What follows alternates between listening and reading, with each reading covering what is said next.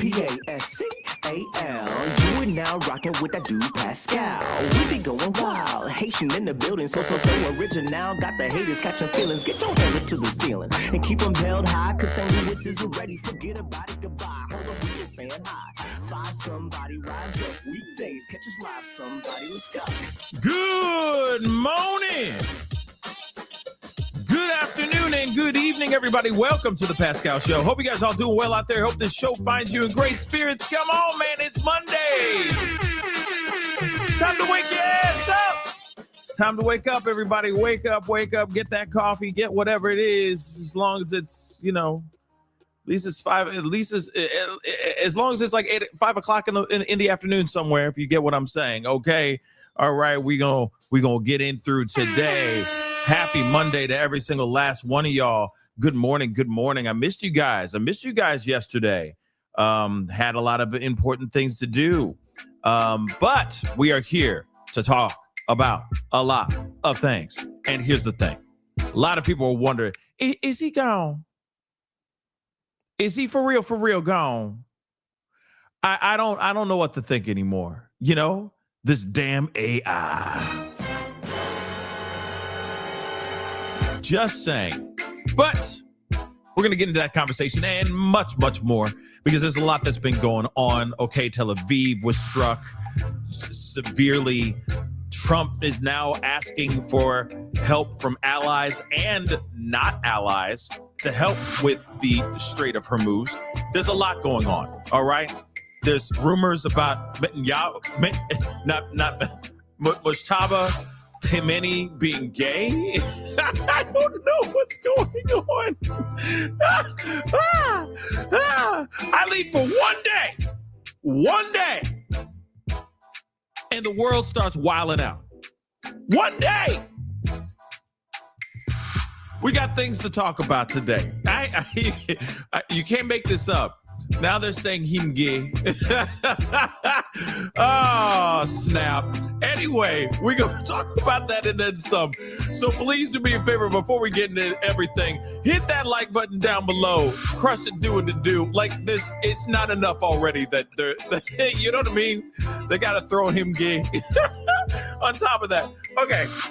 Hit that like button down below. Please crush it, do it, Hit that reaction button if you're watching on these other platforms. I'm sorry, it's comical. I'm sorry. Okay, sorry. So please hit that like button down below. Hit that reaction button if you're watching on other platforms. If you are watching on these other platforms like Facebook, X/Twitter, Instagram, TikTok, Rumble, Twitch, Kick, hit that follow button. I'm all them mugs. So hit that follow button. Make sure you are subscribed to this channel. Subscribe. We are this close to 200,000 subscribers. It's insane, but we are this close. So make sure you hit that subscribe button, hit that notification bell, set it to all, so you know whenever I go live, whenever I upload, because honestly, it is random, okay? Or it's breaking news. So make sure you do that, please and thank you. We are very close, very freaking close to 200,000 subscribers. Hit that join button down below, become a member. Support the channel if you can, okay? Check out my Patreon, which of course I need to change the ticker down below, but check out my Patreon. It's in the ticker down below. Okay. And of course, check out pascalmerch.com. pascalmerch.com.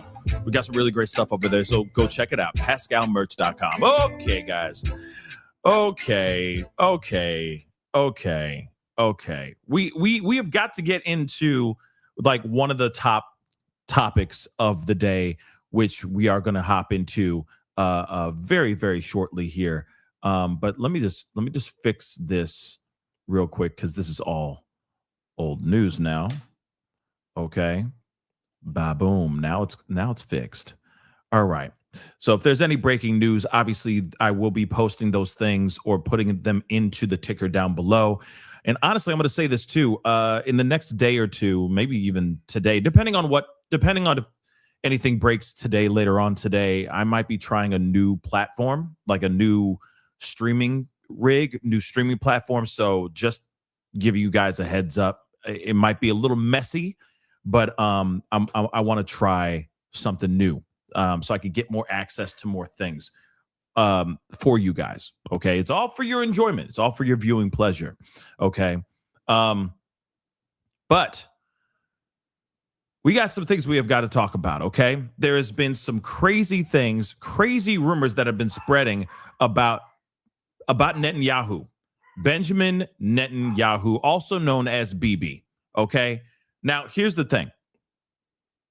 A lot of people are wondering whether or not he is still alive or not. There's rumors flying around that he may have lost his life due to some sort of missile strike, drone strike, something like that. There's been rumor like crazy. There was also a rumor last week about his brother also losing his life as well. So there's been speculation running amok. And the reason why, I get it, because there's been a lot of meetings, a lot of conferences that he's supposed to be showing up for, that he has not shown up for. Usually he is very active on his X account and his social medias as far as like just putting up posts and all that.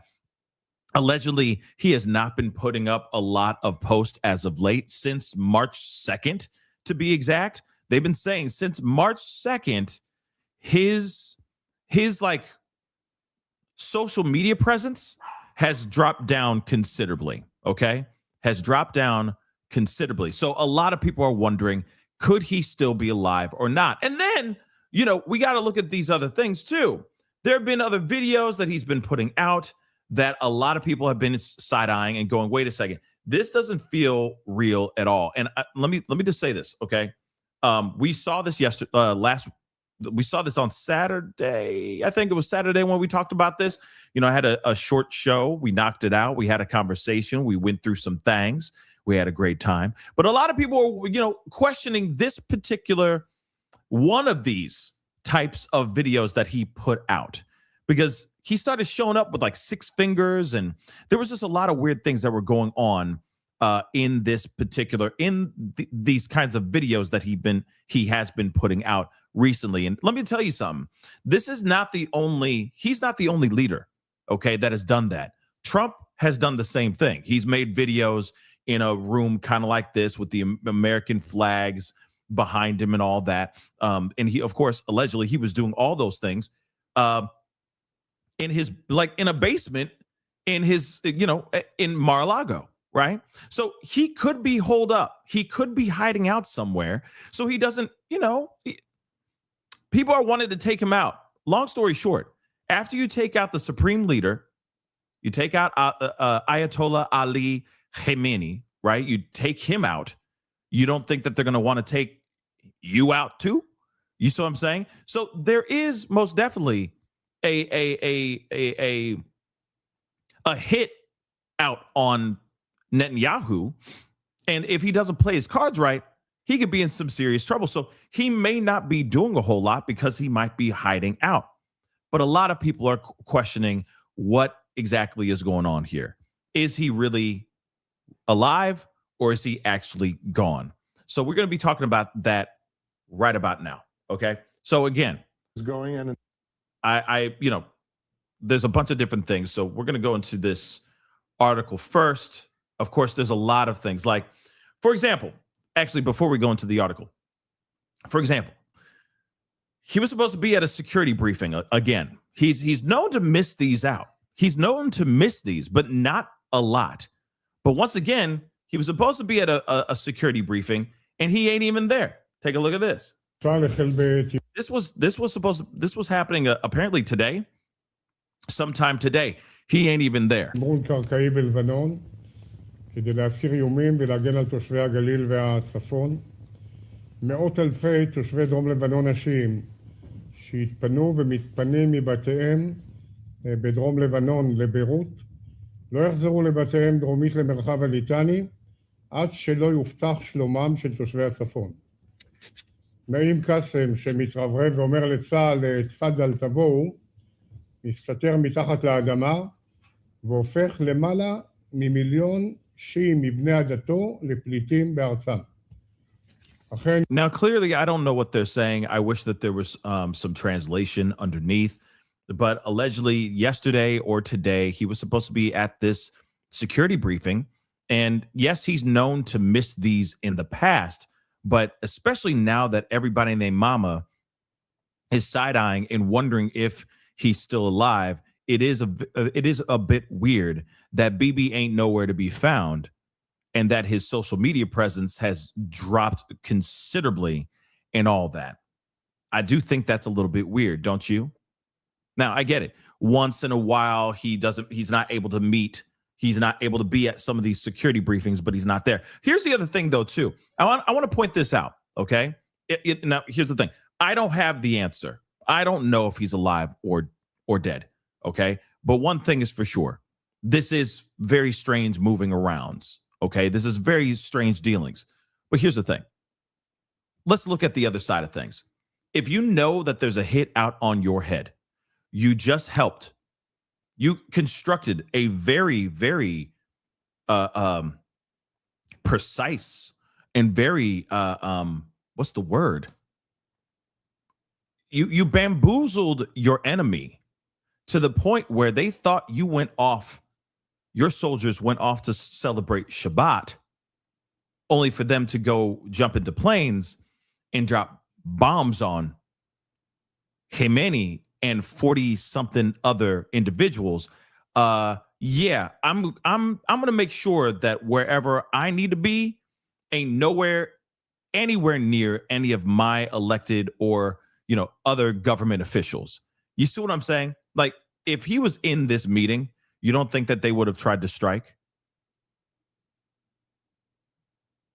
You see what I'm saying? Think about that for a second. You got a hit out on your head. Enemies want to take you out because you just took out one of their leaders, and of course other leaders as well, all in one sitting, right? You're not going to go here. Like, let's talk about that. Let's think about that logically for a second. I know everybody and their mom is looking at this footage and these videos, which are sus as hell. I agree. They're definitely sus. But think about this. As a person, you know for a fact that if you show up to large gatherings with other government or military high-ranking brass or other government officials, you don't think that would be a prime target for them to launch something and it go kaboom? Because that's exactly what you did to the people, to these, to those kinds, to the people of Iran, to the regime, the Iranian regime. Did you not just do that? So why wouldn't they try to do the same doggone thing, right? It'd be prime time to drop or fly a drone into that area. You see what I'm saying? So I get that people are like, wait, he didn't show up to this security briefing. He's not at that security briefing. Well, maybe he's not there because he's trying not to get hit. And that he is, things are hot right now, right? Hansel, he's so hot right now. It's hot right now. So of course he's not going to want to be in a place where they just could easily just, drop a bomb. Right? I mean, like I said, think about it for a second. Put that bee in your bonnet for just 5 seconds. Okay? Stuff that in your pipe, smoke on it, let it linger. What you think? I mean, it would make sense, right? I'm not going to, if I started something like this, and I knew that they were trying to come for me, man, I'm out. I'm hiding out. You're not going to see nothing. You're not going to know anything about my movements. You see what I'm saying? I'm going to keep it very, very, very tight-lipped. I probably won't be posting a lot of things on social media. In fact, I may use a little bit of AI if I have that in my roster. If people have literally sites to take me out, I'm going to do everything I can to cover my own ass. You see what I'm saying? I'm hiding out, babies. I don't know about y'all, but I'm definitely hiding out. And he may have to hide out for the rest of his life if you really think about it. Because, clearly this war ain't stopping anytime soon. We're going to talk about all that too. But think about that. You see what I'm saying? So again, when it comes to Netanyahu and all this, again, could he be alive still? Could this just be hype? In fact, you know what? I'm crazy enough to be like, you know what? Please say that I'm dead. Then they stop getting on my ass. I'm crazy like that. I'll be like, okay, bet. Okay, you think I'm dead? Cool. I can chill wherever I'm chilling. Let them all think that I'm dead. That's fine. Cool. Less stress on me. Let's go. Cool. I don't have to worry about somebody sneaking in through the bushes and go, pew, pew. You know what I mean? Ain't got to worry about a damn thing. I'm going to chill, baby. And then when this war is over, 17 years later, that's when I'll come out and go, hey, everybody, I've been ruling from, I've been ruling from a basement. You know what I'm saying? That's just me, though. It's like, let them believe that. Let them eat cake until the war is over.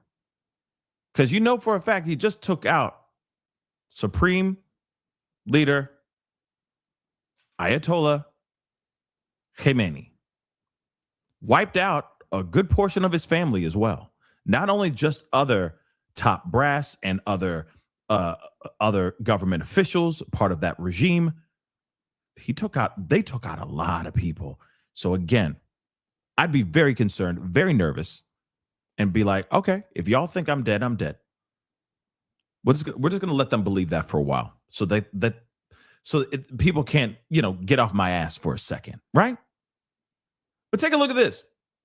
Some people have noticed this too. Not only is it because I saw the hand thing, and I was like, that looks like his palm. Like there was like, it's 6 fingers. I'm like, yo, that one right here where you're pointing at this is just the bottom of his palm. When he's doing this, you know what I'm saying? It's not a 6th finger. I can see like there's another one, you see like that motion blur. You know what I mean? You can, it can look weird if you're talking like this, it could look like there might be more than one finger, but more than 5 fingers on one hand. Okay. Those things do happen. Okay. But at the same time, like that one where he's got his hand like this in a way, it's kind of positioned like this. It's just the bottom of his palm, but everyone's like, oh my God, a 6th finger. I'm like, no, that ain't a 6th finger, but that's fine. It's cool. It's fine. It's whatever. Okay. It's fine. It's fine. Okay. Everyone has their opinion, but this part I thought was very interesting. Take a look at this. He has teeth and then no teeth. He's got a full rack of teeth right here. And then you'll see a second. It's like suddenly the teeth disappear right there. That's a little weird, don't you think? Now here's the thing. You know what? I need to put a poll up. Him dead or no? Him dead or no? I'm going to put up a poll in a little bit. I find it weird. I find this strange. The rumors flooding the gates right now of his demise, of his possible demise, is literally sweeping the internet right now. I got to be honest. I don't know. I do not know. I see these other videos that I think are very strange, which we are going to look at here in just a minute. I posted one of the videos yesterday on Facebook because I was like, the what? This is weird. I stepped aside from, my day and, took that and I shared it on Facebook. And I'm like, what y'all think? Is that real? Is this real? And the entire time, obviously, like we all are, we're looking for every nuanced thing to see if it's AI or not. And it could very well be AI. I don't know. I know other people have broken it down. We're going to be talking about that here too. But if you notice, teeth, no teeth, right? Teeth, no teeth.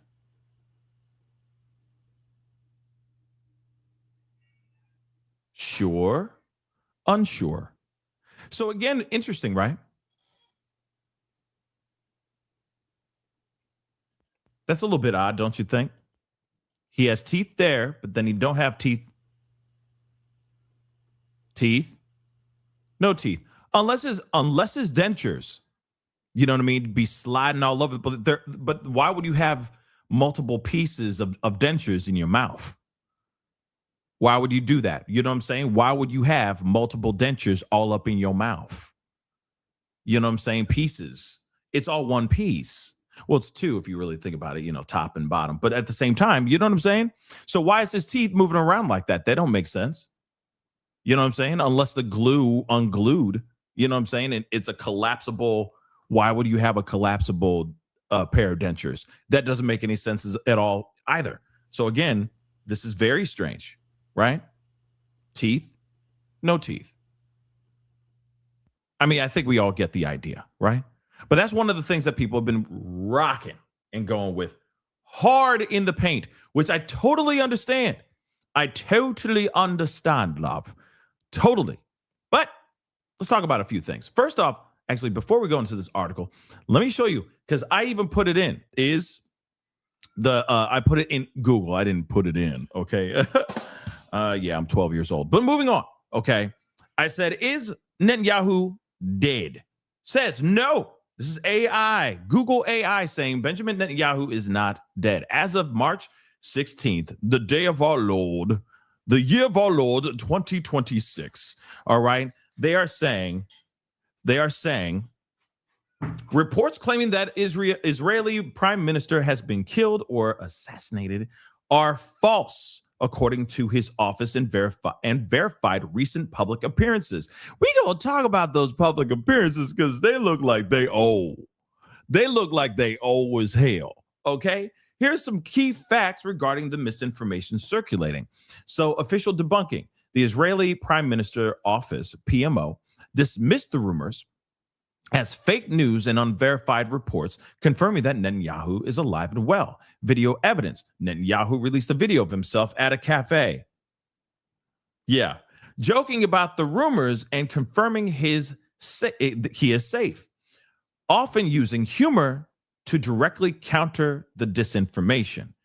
Context of misinformation. These false reports spread rapidly on social media, particularly from certain Iranian sources during intense periods of regional conflict and high tensions. Now, the six-finger hoax, like that we've been talking about, right? Many rumors were based on a doctored or AI-generated video that made it appear as though Netanyahu had six fingers, which analysts have and tech experts identified as a sign of AI manipulation.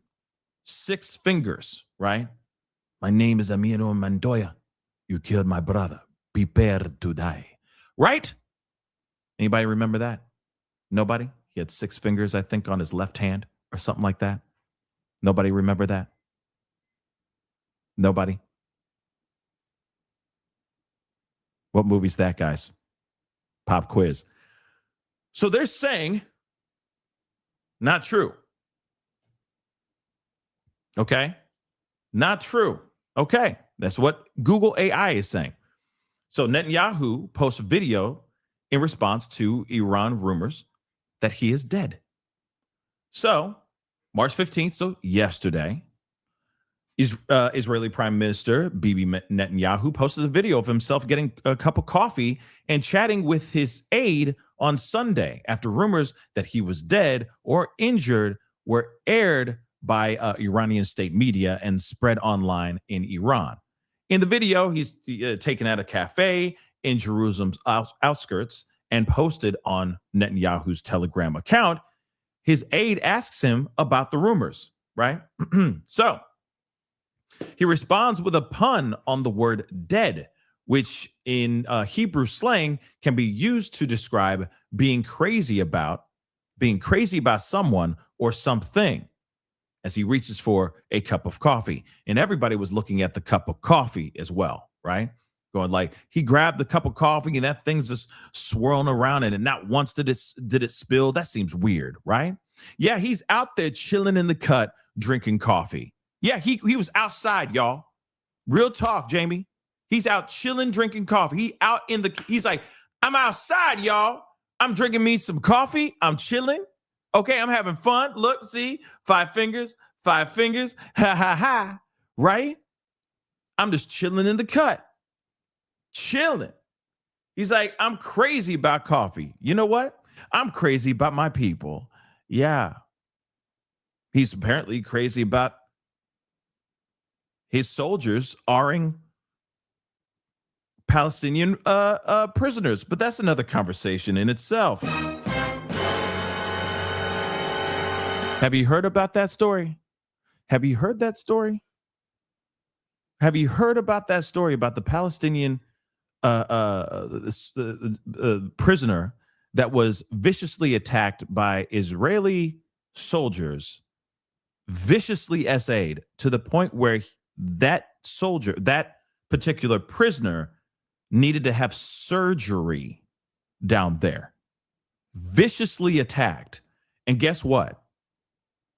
They brought charges onto those soldiers that did that terrible thing to that Palestinian prisoner, and then those charges were dropped.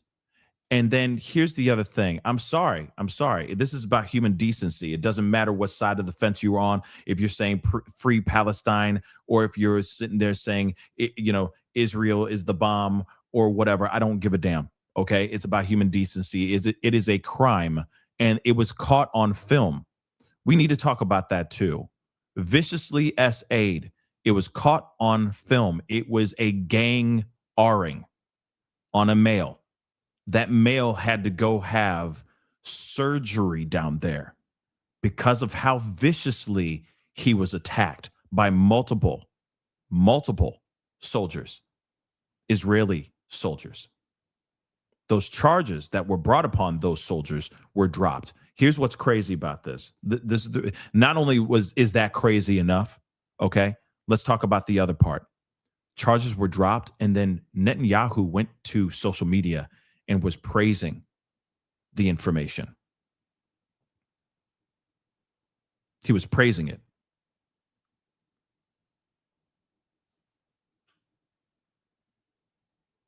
Doesn't matter what side of the fence you're on. Doesn't matter. A crime like that, a crime so heinous and so vicious, there is no place for you to sit there and say, thumbs up to the situation. Yeah. We're going to tap in on that conversation in a little while. But I'm just letting you know this is what's going on. Okay? This is what happened. And this is why some people now are kind of like, man, you out of pocket for that, bro. What? You said what? Why are you saying that? You shouldn't be applauding this. And he was. And he was. This is the world that we live in now, guys. I've never heard. Sorry. Crimes committed like that, which would never be okay, ever, should never be okay, ever. Okay. Doesn't matter what flag you drape, doesn't matter what flag you wave. All right. That should not be okay. And he said it was okay. Yeah. So he crazy. Sure, he's crazy about coffee, and he's crazy about his people. He's crazy enough to be on that side on that particular crime that was most definitely a crime that was committed by his own soldiers. That should not be okay.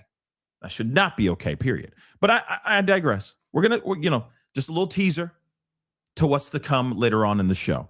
All right? Pretty insane stuff. And it would be wrong for me not to bring up that conversation.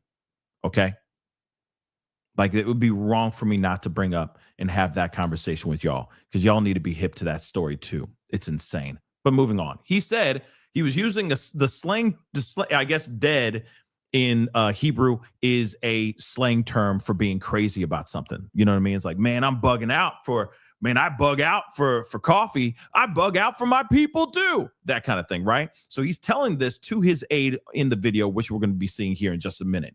Reuters verified the video's location from file imagery of the actual cafe, which matched the interior seen in the video. The date was verified from multiple videos and photos of Netanyahu's visit posted by the cafe on Sunday.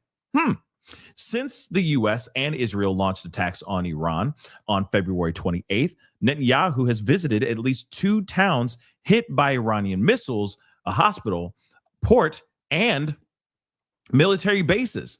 but there was little to no media access and videos that were distributed by his office. Netanyahu, who rarely gives interviews to Israeli press or holds news conferences, convened his first press conference since the start of the war via video link on Thursday, the video that we just saw, the 6 fingers and the teeth and the no teeth, right?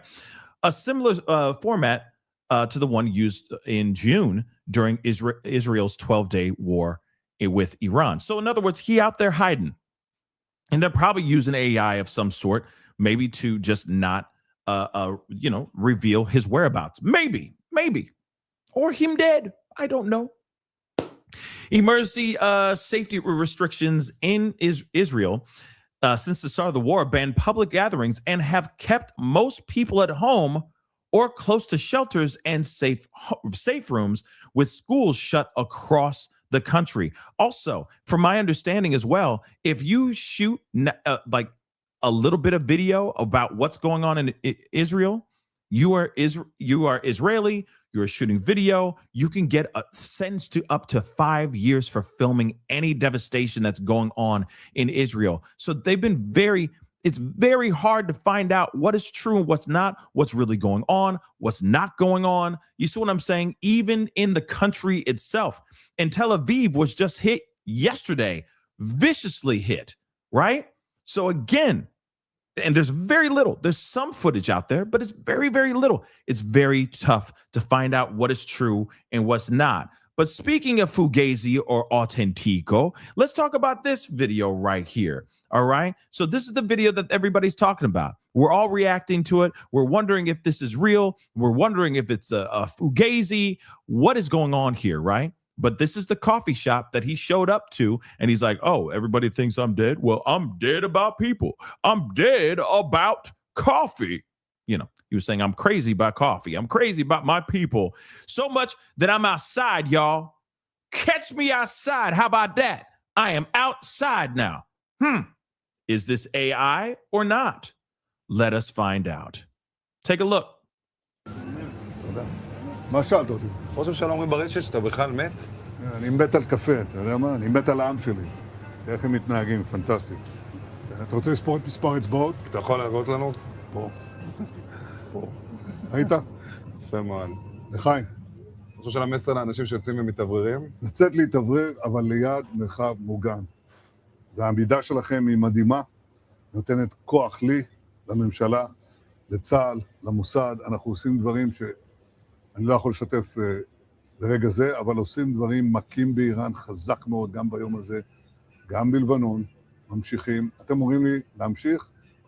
אני אומר לכולכם, גם אתם תמשיכו. תמשיכו להישמע להוראות פיקוד העורף, כל הזמן, להישמע להוראות פיקוד העורף, וגם לראשי הערים, להיות תמיד ליד מרחב מוגן.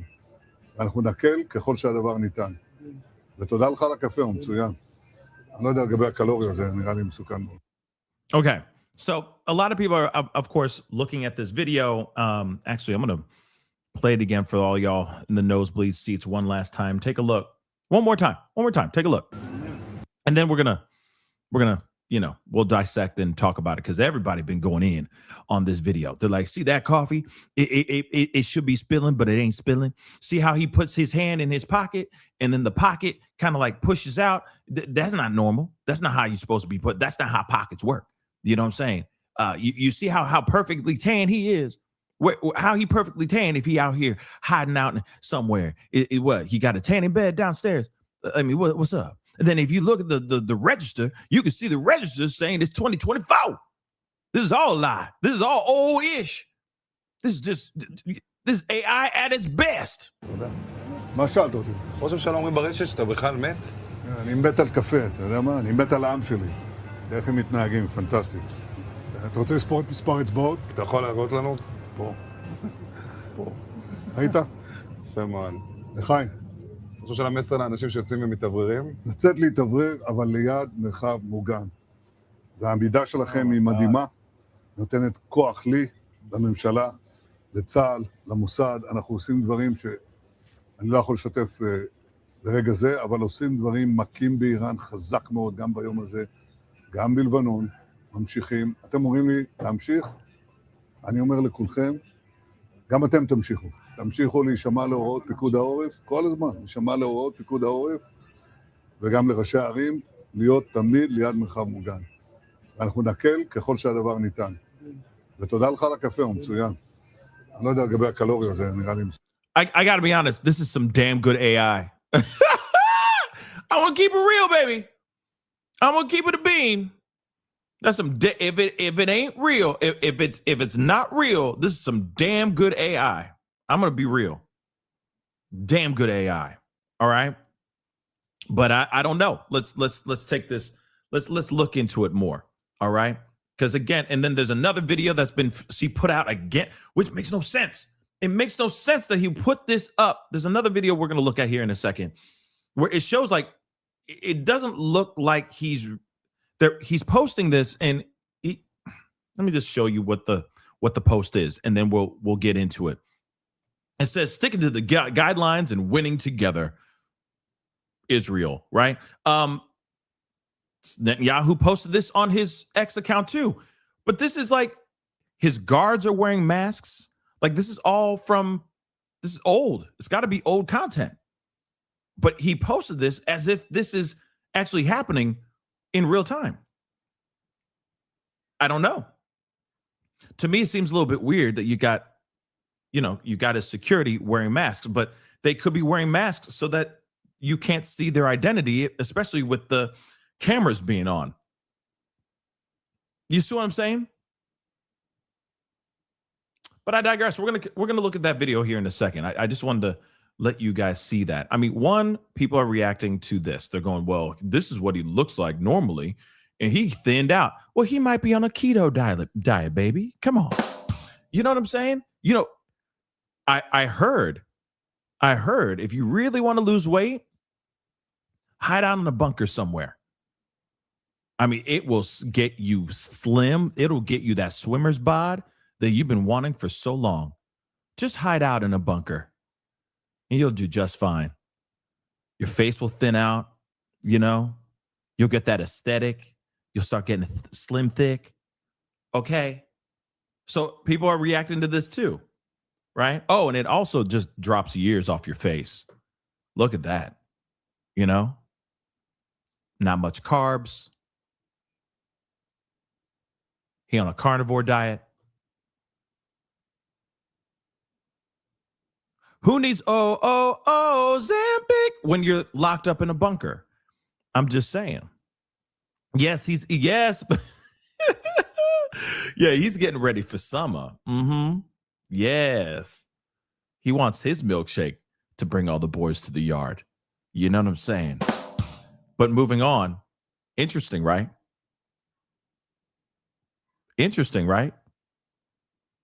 So he's like, I'm outside. I'm getting coffee, y'all. I'm chilling. Yeah, I mean, isn't that crazy? Being locked up in a bunker, hiding out in a bunker definitely makes you glow. It's very glow. It's like, oh my God, what did you do? BB, girl? BB, what did you do? You look good. Damn, BB.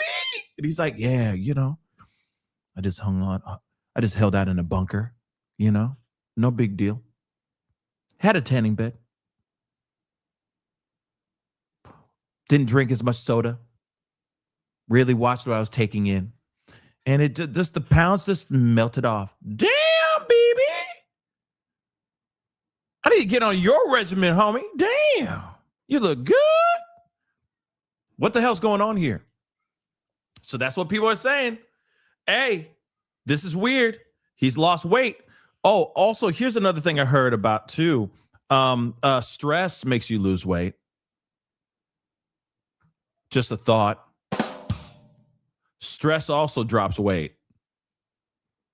Think about that too. If you always on the run, you always on the run, like you always running. Yeah, that'll make you drop some LBs real quick too.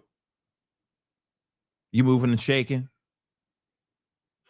You see what I'm saying? So again, yeah, or the booger sugar. What? The booger sugar? I don't know what his life is like. I don't know what his regimen and his diet is like, but I do know He hiding out somewhere, and they all up in his business. They are trying to understand, and they're trying to say that the stuff that we're seeing is all fake news. It's fugazi. Okay, so I gotta show this to you guys. Yeah, they're also doing videos where they have French President Macron in the cafe getting coffee. You know what I'm saying? Like, the AI out here is dangerously good. Dangerously good. I don't like that at all. I hate it. I hate it. I'm just gonna be real. I hate it. I wish yes, there's a lot of really great benefits to it. Don't get me wrong. Okay. Shoot. I use it too. I think it's fantastic. You know, when it comes to thumbnails and stuff like that. You know what I mean? It's great in that regard. But damn, if only it was just for the small, minute things and not used so often like we've been seeing recently. That would be really, really great. So let us continue on, because there's obviously more to this. Let me show you this video. Let me show you the video itself. Like I said, this video is weird. So you see right here, it's saying, okay, this is Benjamin Netanyahu's actual account. And he's saying, and he posted this today, early this morning. All right. Sticking to the guidelines and winning together. Sticking to the guidelines. So again, people are wondering, are we talking about COVID times? Or are you talking about sticking to the guidelines of like no one should be out, but then these people are outside? So I don't get it. פה עם שיר ושיר. איזה יופי. תודה רבה. תודה, איזה תודה לכם. אלופים, תודה רבה. תודה לכם. טוב, קצת לספוג שמש. תודה לכם. של מי הכלב? איזה סוג זה? נענית, ישראלית. נענית. גם לא מגיע קצת. ישראלית אמיתית. יאללה, לכולכם מגיע. כן. יצאתם להתעורר קצת? כן. יפה מאוד. תראה, על ירושלים, יש משהו יותר יפה מזה? אין על ירושלים. אין על ירושלים, נהדר. הוא השתגע מזה. תשמע, אני זוכר את זה. אתה זוכר? קוראים לו גיא. זה היה במטוס, אוקיי, תמסרו לו דש. איזה יופי. שלום. He's got makeup on. That dude got makeup on. Look at that. That's freaking makeup. He got makeup on, y'all. Take a look at that. Y'all don't see it? Y'all don't see that? He got freaking makeup on. That's wild. Unless this is a stand-in. Unless this is like a guy who's like, I played Hamlet 17 times in my career. You know what I mean? I don't know, guys. He got a full face. He got foundation on, y'all. Okay? He got foundation on. שלום. שלום לכם. He camera גם ready. אתם יצאתם קצת להתעורר. יצאתי קצת להתעורר.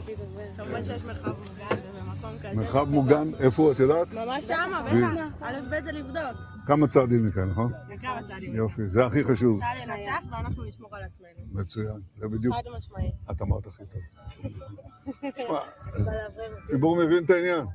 אבל הנה הפרט הכי חשוב. איך קוראים לך? שיר. מה ששיר אמרה, ואת? שיר גם. יש לנו שני שירים כאן. מה ששיר ושיר אמרו, זה הדבר המרכזי. צריך להבין, זה דורש אורך רוח, אבל זה גם אפשר לפעמים לצאת לרוח, להתאוורר, אבל תמיד להיות ליד מרחב מוגן. Now, here's the thing. I don't mean to interrupt and stop it because I don't know what he's saying. I'm not trying to be rude here, okay? But here's the thing. What's going on here? What's going on here? Anybody fluent? Can anybody tell me what he's talking about here? What's being said here? Because if he's saying anything that's current, you see what I'm saying? If he's saying anything that's current, I think that would be very helpful. Because if he's sitting there going like, oh yeah, look at the mountains and all that. Do you see any devastation out here? We're doing just fine. Ha ha ha. But he says, and I'm paraphrasing, but he says, honoring the guidelines, right? What did he say here? Let me just pull this up. sticking to the guidelines and winning together. Which is what guidelines? Because from my understanding, everybody's holed up. Everybody's hiding. So even in the very beginning of this, who are these ladies? They seem to be doing just fine.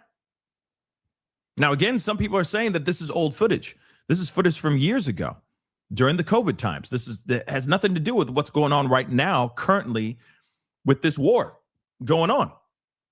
Because you know for a fact, you think people are going to be outside listening to music and sipping on wine and stuff, looking out at the mountainous visage that they have bestowed in front of them? I doubt it. I'm thinking that these people are scared and they're probably hiding out because they don't want to mother, love, and die. But you tell me, guys, I could be wrong. I don't know. I don't know about you guys, but when I think of war, I don't think, ooh, honey, let's go get a spritzer. Let's feel like a little bit of wine.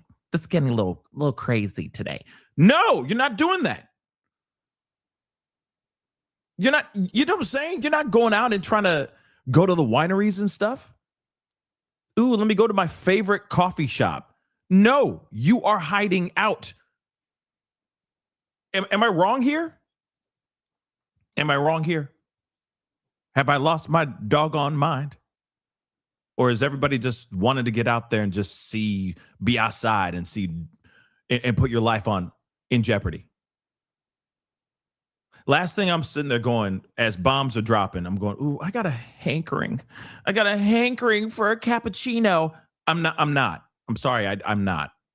I'm holding on to my money and I'm hiding out with my fam and trying to stay alive. I'm not wearing fur coats on a patio watching as Iran starts raining missiles upon us. You know what I'm saying? I'm not doing that. You know what I'm saying?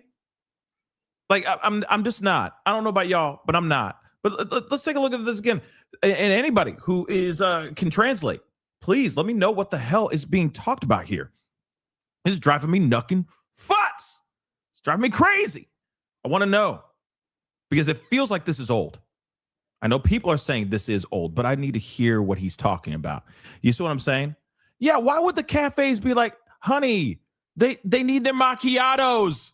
I have a responsibility.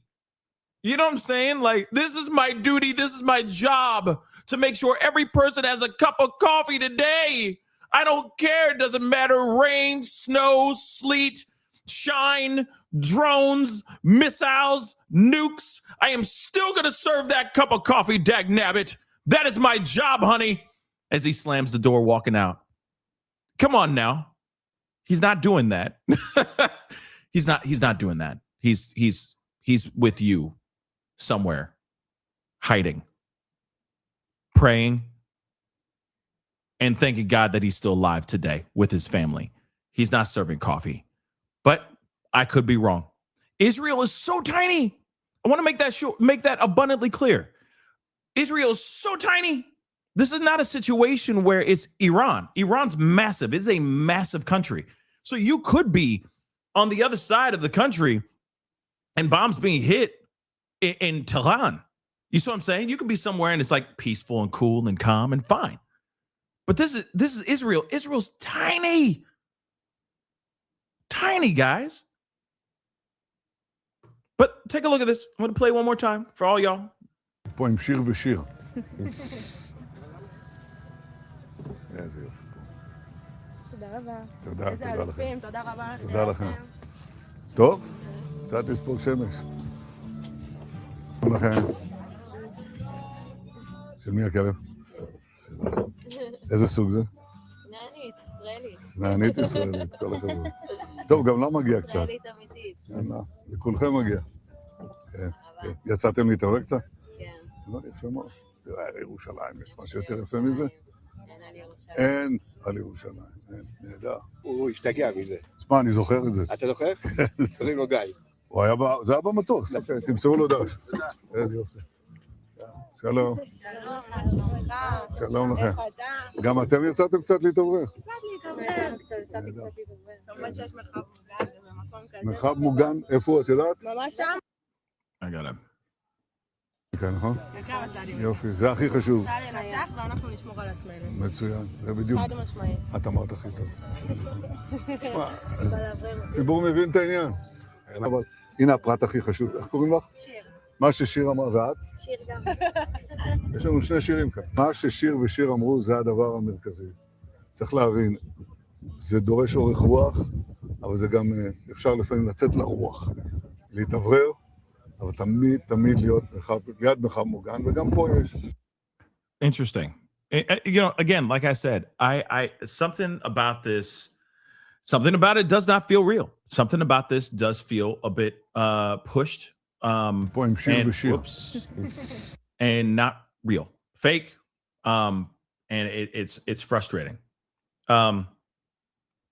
I mean, even so, they're saying, "Oh wow, no way."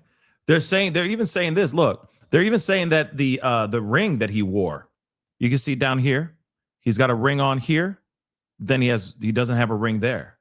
So they're sitting there saying like, "Yo, this is yet another AI generated mess. Watch the ring vanish into thin air at exactly 28 seconds in." Hold on. Let's take a look. 28 seconds in, loves. Let's see what it is. Let's go 23 seconds in. There's the ring.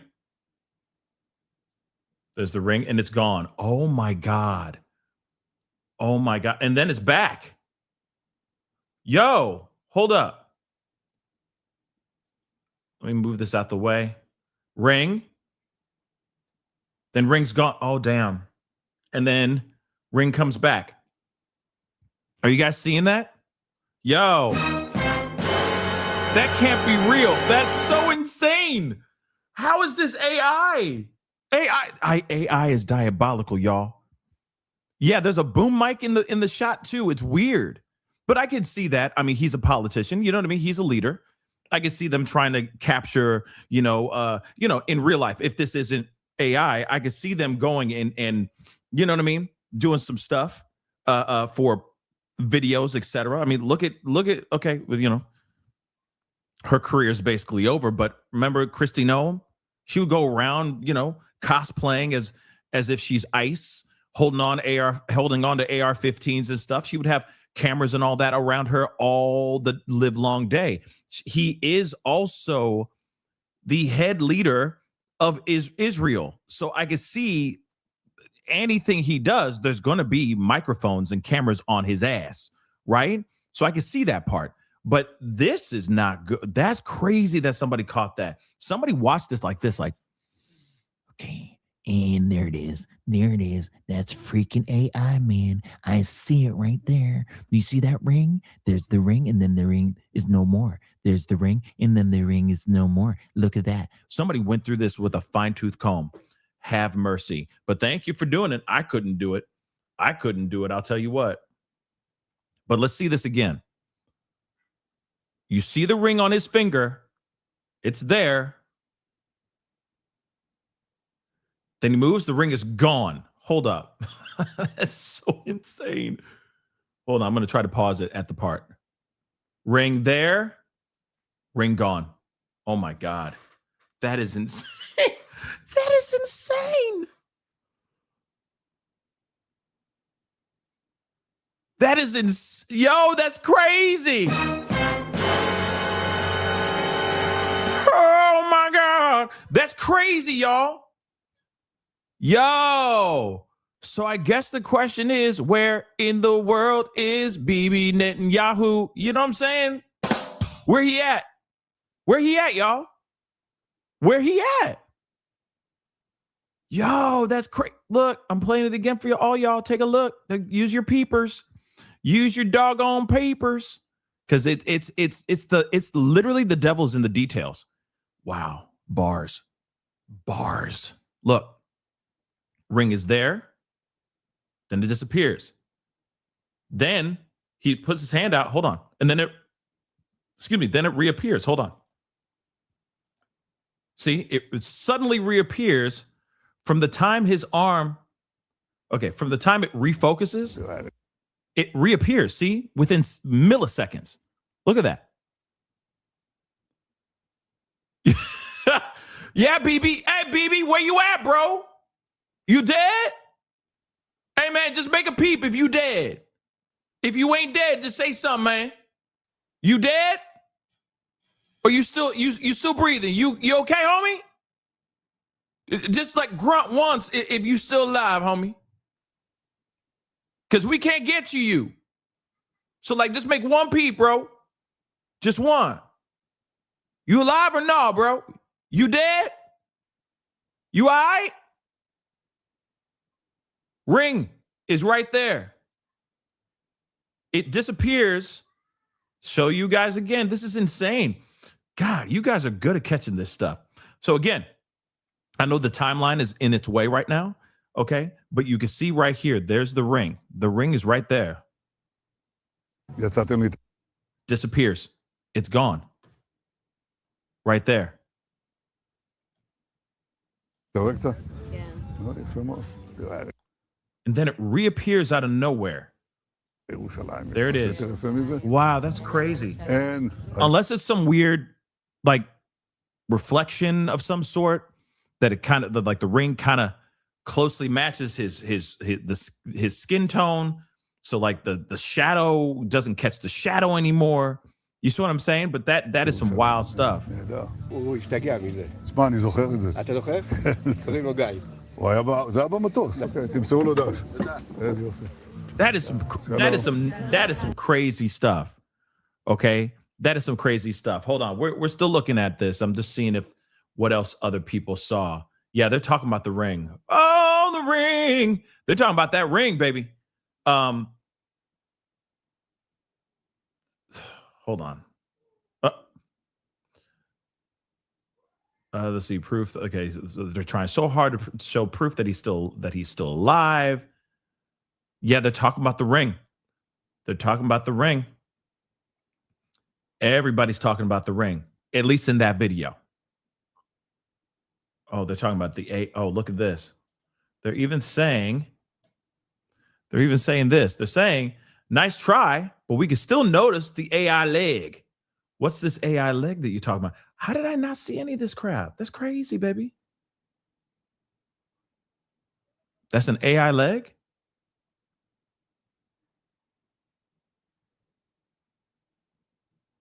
How's that AI leg? What?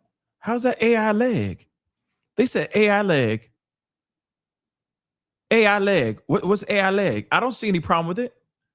Like, I feel like the pant leg, right, is going against the wind. You know what I mean? As the leg is going through. I can't believe we're going through this crap like this. But anyway, they talking about a leg. AI leg. Yeah, it's weird that it's bent, but if you really think about it, if you're walking, and maybe you never know, maybe this guy has skinny legs. Maybe this dude has skipped leg day his entire life. You know what I'm saying? So it might be like, the wind catching the pant leg, right? And it's kind of doing a weird, like, skloopity-doo down there. You know what I'm saying?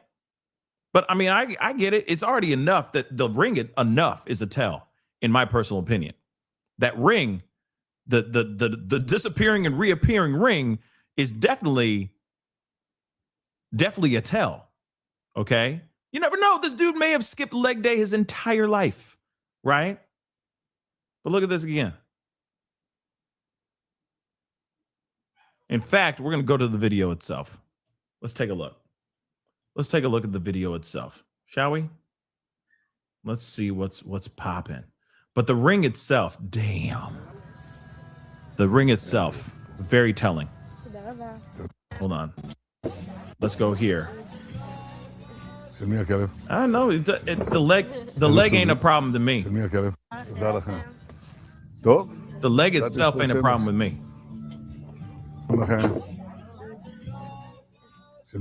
No. He might be having like a, tailored pants on, right? But the AI leg, okay? I don't see it. I don't see it personally. I'm not tripping over that. It's the ring for me. It's the freaking ring. Take a look at that one more time. יצאתם להתארק קצת? Gone.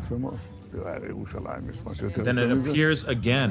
אין על ירושלים, אין. That is so הוא crazy. השתגע. יפה מאוד. תראה, על ירושלים. לכולכם מגיע. כן, כן. יצאתם להתעורר קצת? Gone. יפה מאוד. תראה, על ירושלים יש משהו יותר Reappears. יפה מזה? אין על ירושלים, אין. נהדר. That's so crazy. That's crazy if it's real. If it's real. Or I'm sorry, if it's fake, and this is some wild stuff, right? And I know everybody and their mama side-eyeing the hell out of this situation. 1 second, hold on.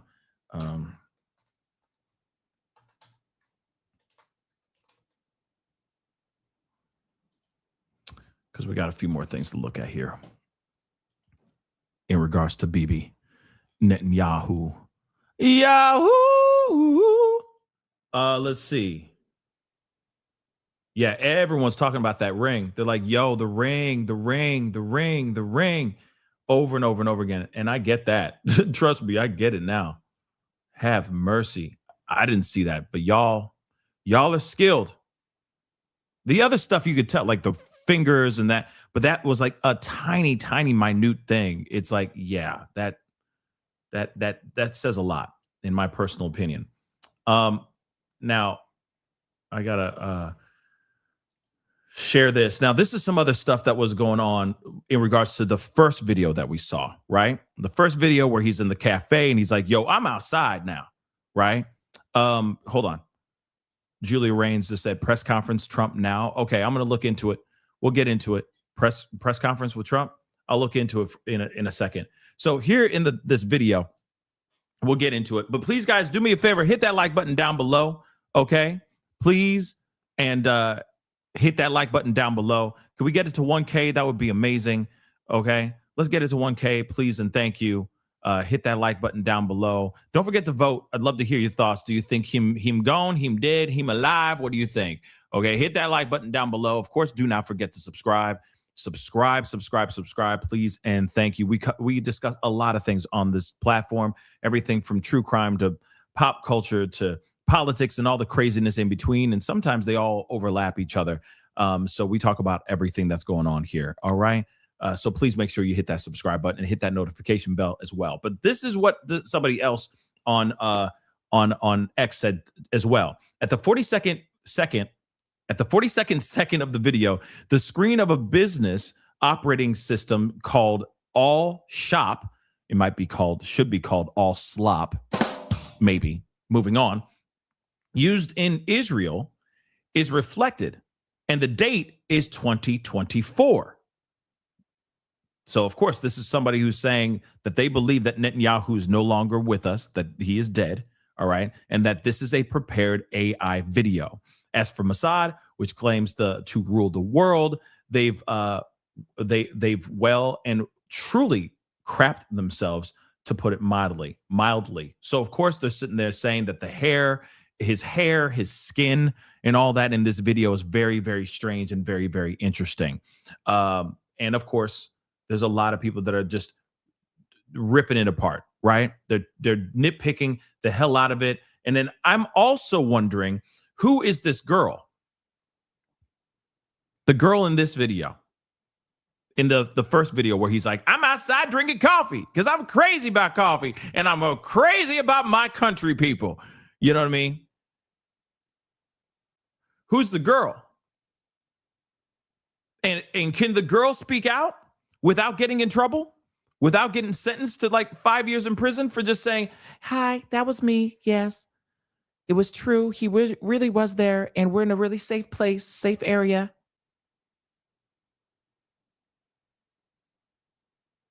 You see what I'm saying?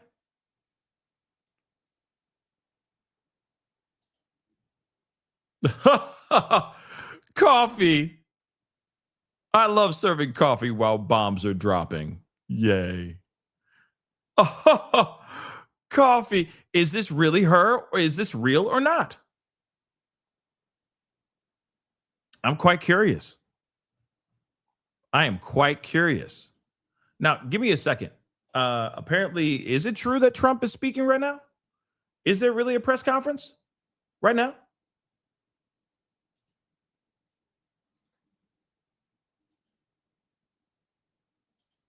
Hold on.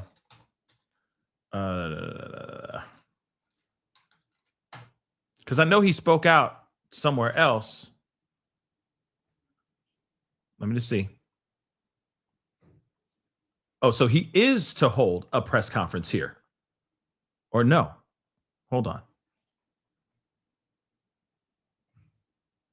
Yeah, so apparently he's supposed to be holding a press conference very soon. Hold on.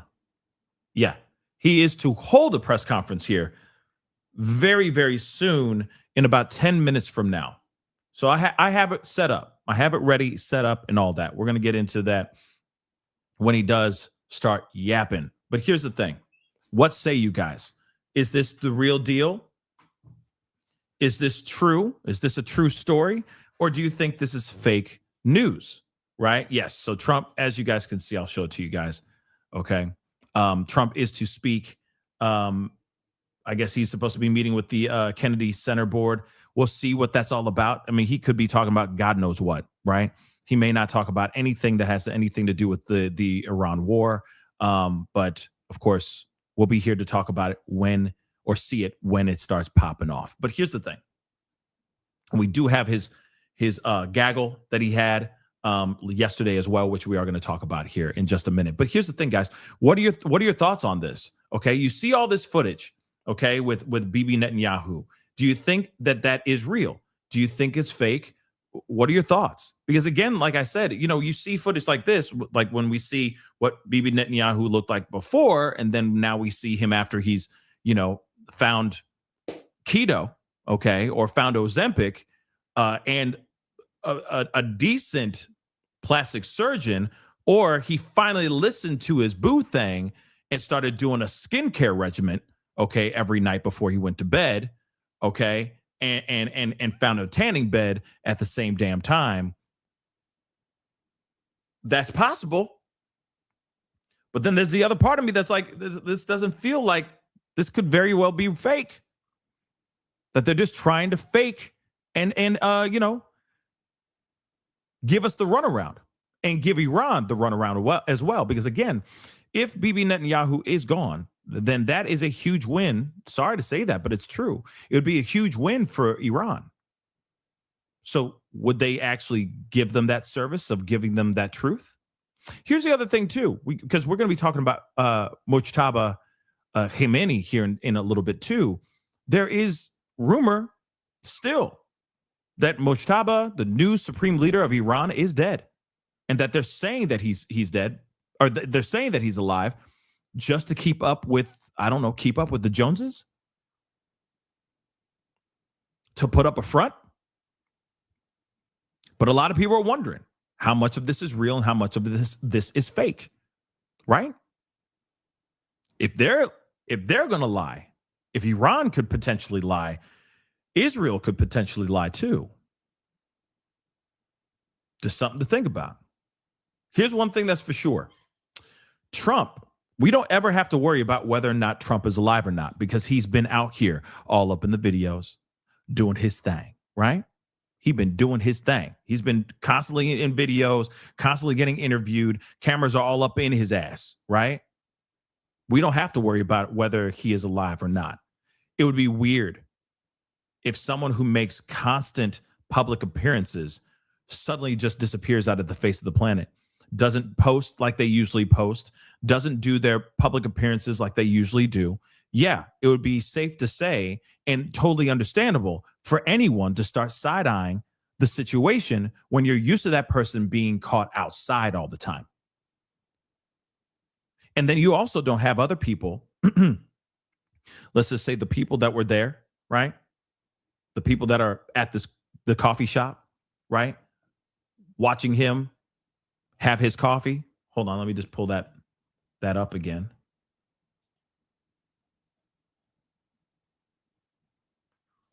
אנחנו עושים דברים No, I just want to play this so you guys can see it.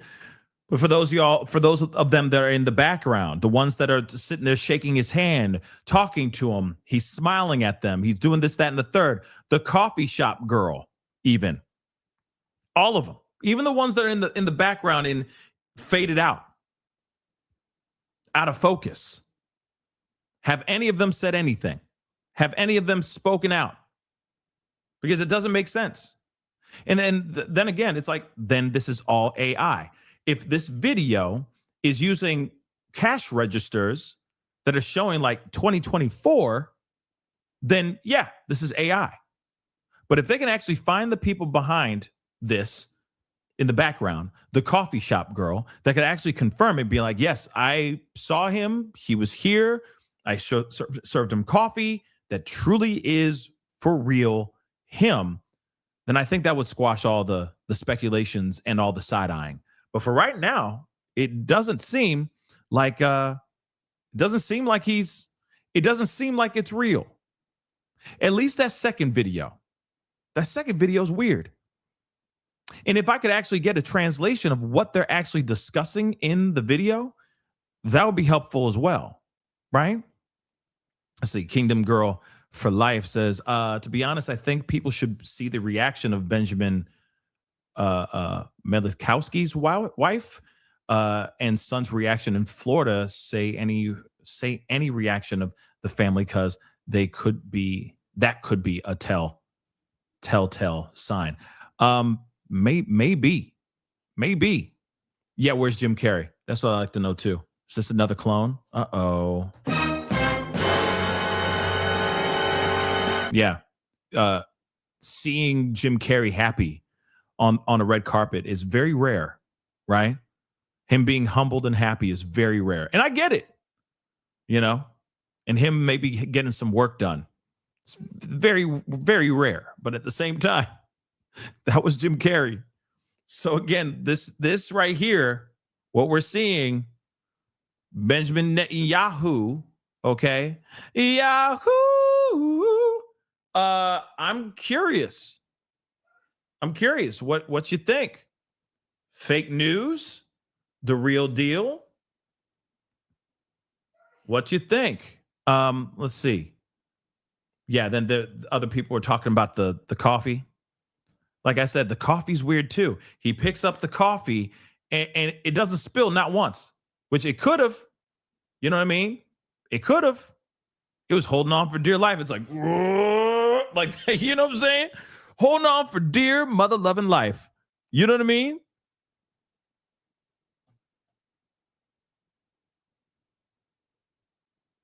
It's crazy. Like that. Oh, we're about to get over, and it didn't fall, it didn't spill. Not once. I feel that's a little weird too. Meow said, it's AI. And the video is dated February 24th. Yeah, that's what they're saying. At least in the cash register, right? The register, the screen that's off to the side says 2024. But some people could sit there and say, well, that could very well be when maybe the system was updated, or it's what version of that register program. It could be that the year of when it was, of the copyright or something like that. I mean, I get it. Some people are going to find, some people who are saying that he's still alive could also see that too, use that as an excuse, right? But again, like I said, something very, very strange is going on. I don't like the ring. I don't like the ring appearing and disappearing in that second video. I really don't like that. You know what I mean? Well, Ray, let me just say this. You got a point. Who out here spilling coffee like that, right? But he just kind of grabs it in a way that you think that it would spill. He kind of grabs it in a way that it just seems weird that the coffee didn't that there wasn't a little bit of spillage, not one little bit of drippage. You know what I mean? But again, yeah, people are saying that they're saying that they've put the video into Grok and other AI programs that can determine whether or not the footage is AI or not. And they're now saying that the footage is AI. They're saying it's like 73% AI or something of that sort. It's very, very strange. Okay.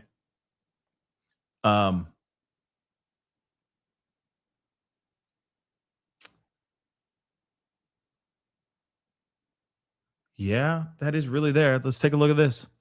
So you know, from 2024, the intern who's managing Bibi's account urgently needs to be fired because it says right there, 2024, right there.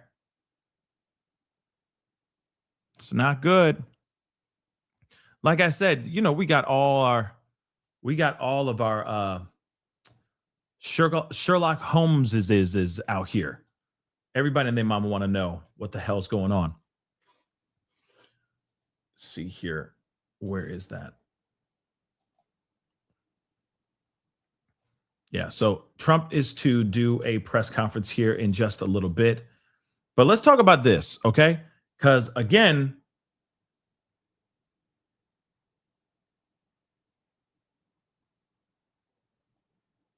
I mean, there's all kinds of stuff going on. Let's take a look at this. I don't want to play. There's some pieces I don't want to play yet because there's going to be a press conference here very, very soon.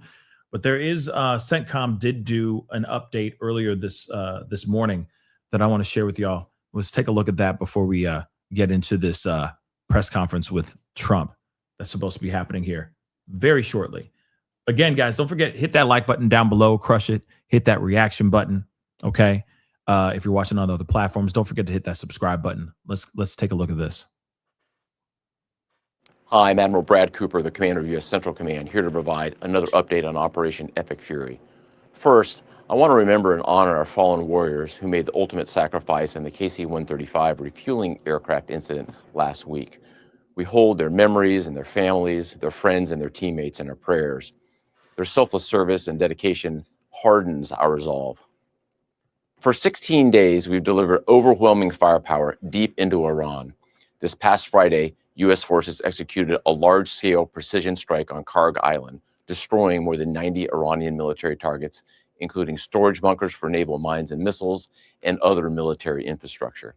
To date, our Air Force, Navy, and Marine Corps aviators have collectively flown more than 6,000 combat flights, demonstrating the unmatched capability of America's joint force as we maintain air superiority over Iranian skies. We continue to remain centered on our military objectives. These are well-defined and include eliminating Iran's ballistic missiles, drones, and naval threats. It's one thing to defend by striking launchers and intercepting missiles and drones, but it's another thing to eliminate the wider manufacturing apparatus behind them. And we are doing that today. We've talked about it in concept. Here's what it looks like in reality. Let me show you, for the first time, a few examples of how we are dismantling Iran's defense industrial base, which will prevent threats to the region into the future. Here you see a photo from March 1st of a naval drone storage facility located near the Strait of Hormuz. This is the same location 8 days later, completely destroyed. Next, here's a photo taken of an attack drone production factory in Tehran on March 5th. Here's that same factory 6 days later after a devastating barrage of U.S. airstrikes. And finally, the Yazdi military depot, pictured here last month. These 8 buildings are part of the IRGC's missile command infrastructure and are used to produce light and heavyweight torpedoes. Now, here's that same military depot just last week, or what's left of it. U.S. and partner strikes are doing exactly what they are intended to do: deliver on very clear military objectives to eliminate Iran's ability to project power against Americans and against its neighbors. We're also zeroed in on dismantling Iran's decades-old threat to the free flow of commerce through the Strait of Hormuz. Through a combination of air, land, and maritime capabilities, we have successfully destroyed over 100 Iranian naval vessels, and we aren't done. We will continue to rapidly deplete Iran's ability to threaten freedom of navigation in and around the Strait of Hormuz. Our progress remains steady, and we remain vigilant against the enemy. Now, a few thoughts about Iran. Over the last 2 weeks, they have launched attacks on Oman, Saudi Arabia, Israel, Jordan, Cyprus, Turkey, Azerbaijan, the United Arab Emirates, Qatar, Iraq, Kuwait, and Bahrain. In each of these countries, they are deliberately attacking innocent civilians. They've done this more than 300 times, which demonstrates their true nature as a global leader of terror. In just the last few days, the Iranian regime launched a reckless attack against civilian neighborhoods in Tel Aviv with cluster bombs, an inherently indiscriminate type of munition. we join countries across the region in condemning this aggression, and we stand shoulder to shoulder with our partners in bolstering our own defenses. In sum, I will reinforce what I've said before. Iran's capabilities are declining as our capabilities and advantages continue to build. And finally, I'd like to talk about the extraordinary 50,000 Americans who are deployed across the region executing this vital mission. It's long been my belief that every success we have begins and ends with our people. And today I'd like to recognize our unsung heroes, the sustainers enabling America's joint force to unleash this devastating firepower 24/7. To be clear, there's no other military on earth that does logistics like the U.S. military, and our team is at the top of their game today. They're managing distribution networks that span thousands of miles to ensure that munitions, fuel, and supplies reach warfighters on the front line on time, every time. To all our sustainers and logisticians, thank you and keep up the great work. And to the entire Operation Epic Fury team, keep pushing, remain steady, fight to win. Thanks so much and Godspeed. Okay. Yeah. How much do okay. So that's what's going on there. We got some more. We kind of gonna be like going backwards a little bit because there are a lot of things going on. And again, like I said, there's a we have it in the poll. Do you think Bibi Netanyahu is still alive, or do you think that this man has been neutralized, taken out? What are your thoughts?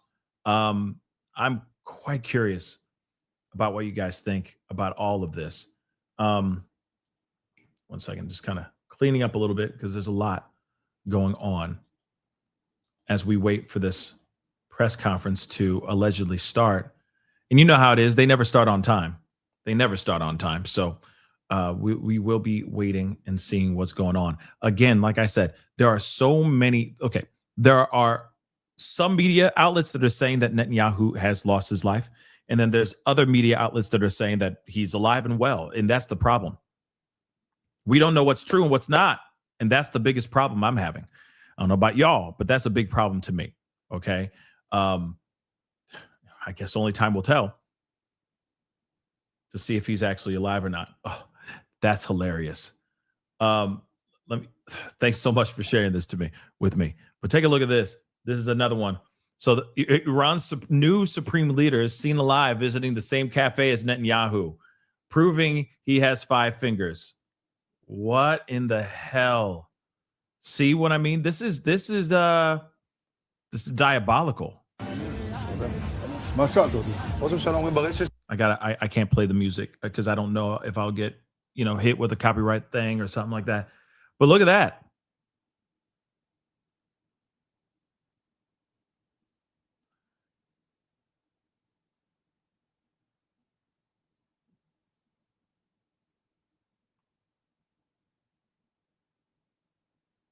One thing's for sure, though.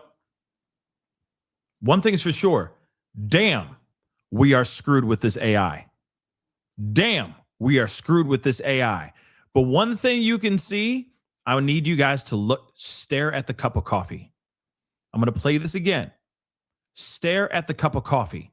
This is really damn good. That's scary how good this is.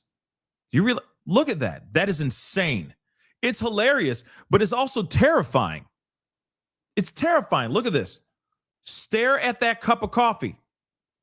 Stare at that cup of coffee. One more time. Look at that cup of coffee.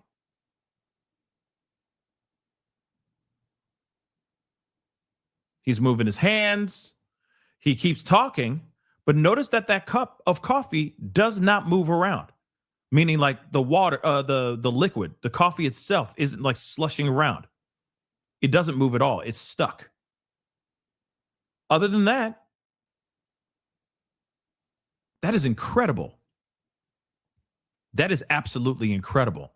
But we'll come back and talk about this more. Let me just see what's going on. Doesn't look like he's live yet. Oh, okay. I stand corrected. He hasn't started yet, but the people are in the room. Here we are. You know what drives me crazy is like why do they put the music, like why do they have like Don't get me wrong. I love myself a good string quartet. Okay, I think that stuff is beautiful. Okay, I love classical music, but at the same time, like, why? You know what I mean? Like, yes, enjoying the day in the ballroom. Yes, yes, Olivia, Victoria. Yes, come take a walk with me in the promenade as we discuss about our horses and our dowry. Yes, come with me, Victoria. I pray, do tell. Yes. Yeah. Here's my handkerchief. For you, my love. For you. Yes.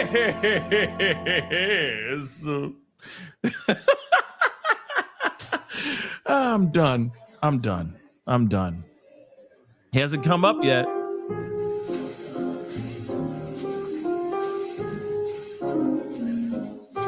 This isn't a party. What's going on?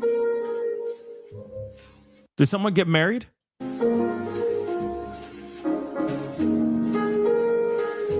Did you order the fish or the chicken or the chicken?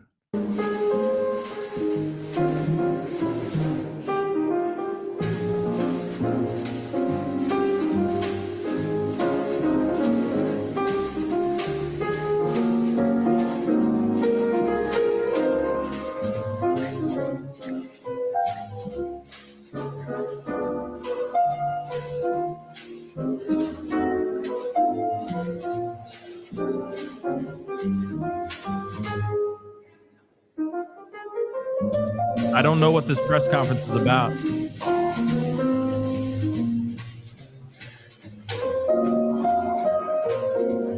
Yes, play some jazz standards. Let's go.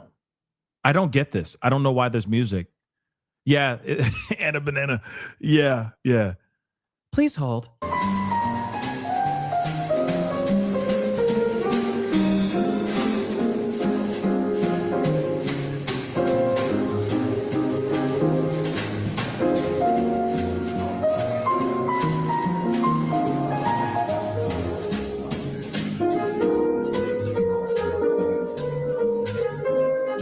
I don't know what this is for.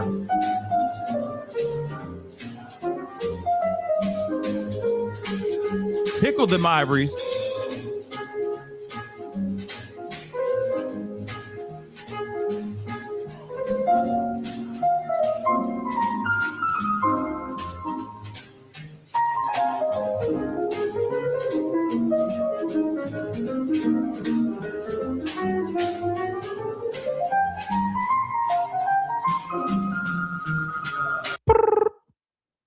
Thank you for holding.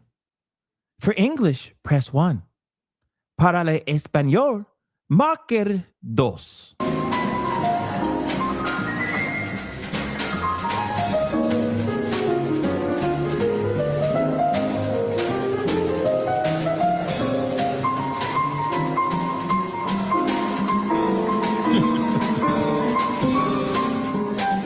Oh, he getting a little too nasty. Oh, don't hurt him now. Come on, don't hurt him now, pianist. Do not hurt him now. Come on, tickling them ivories. Come on.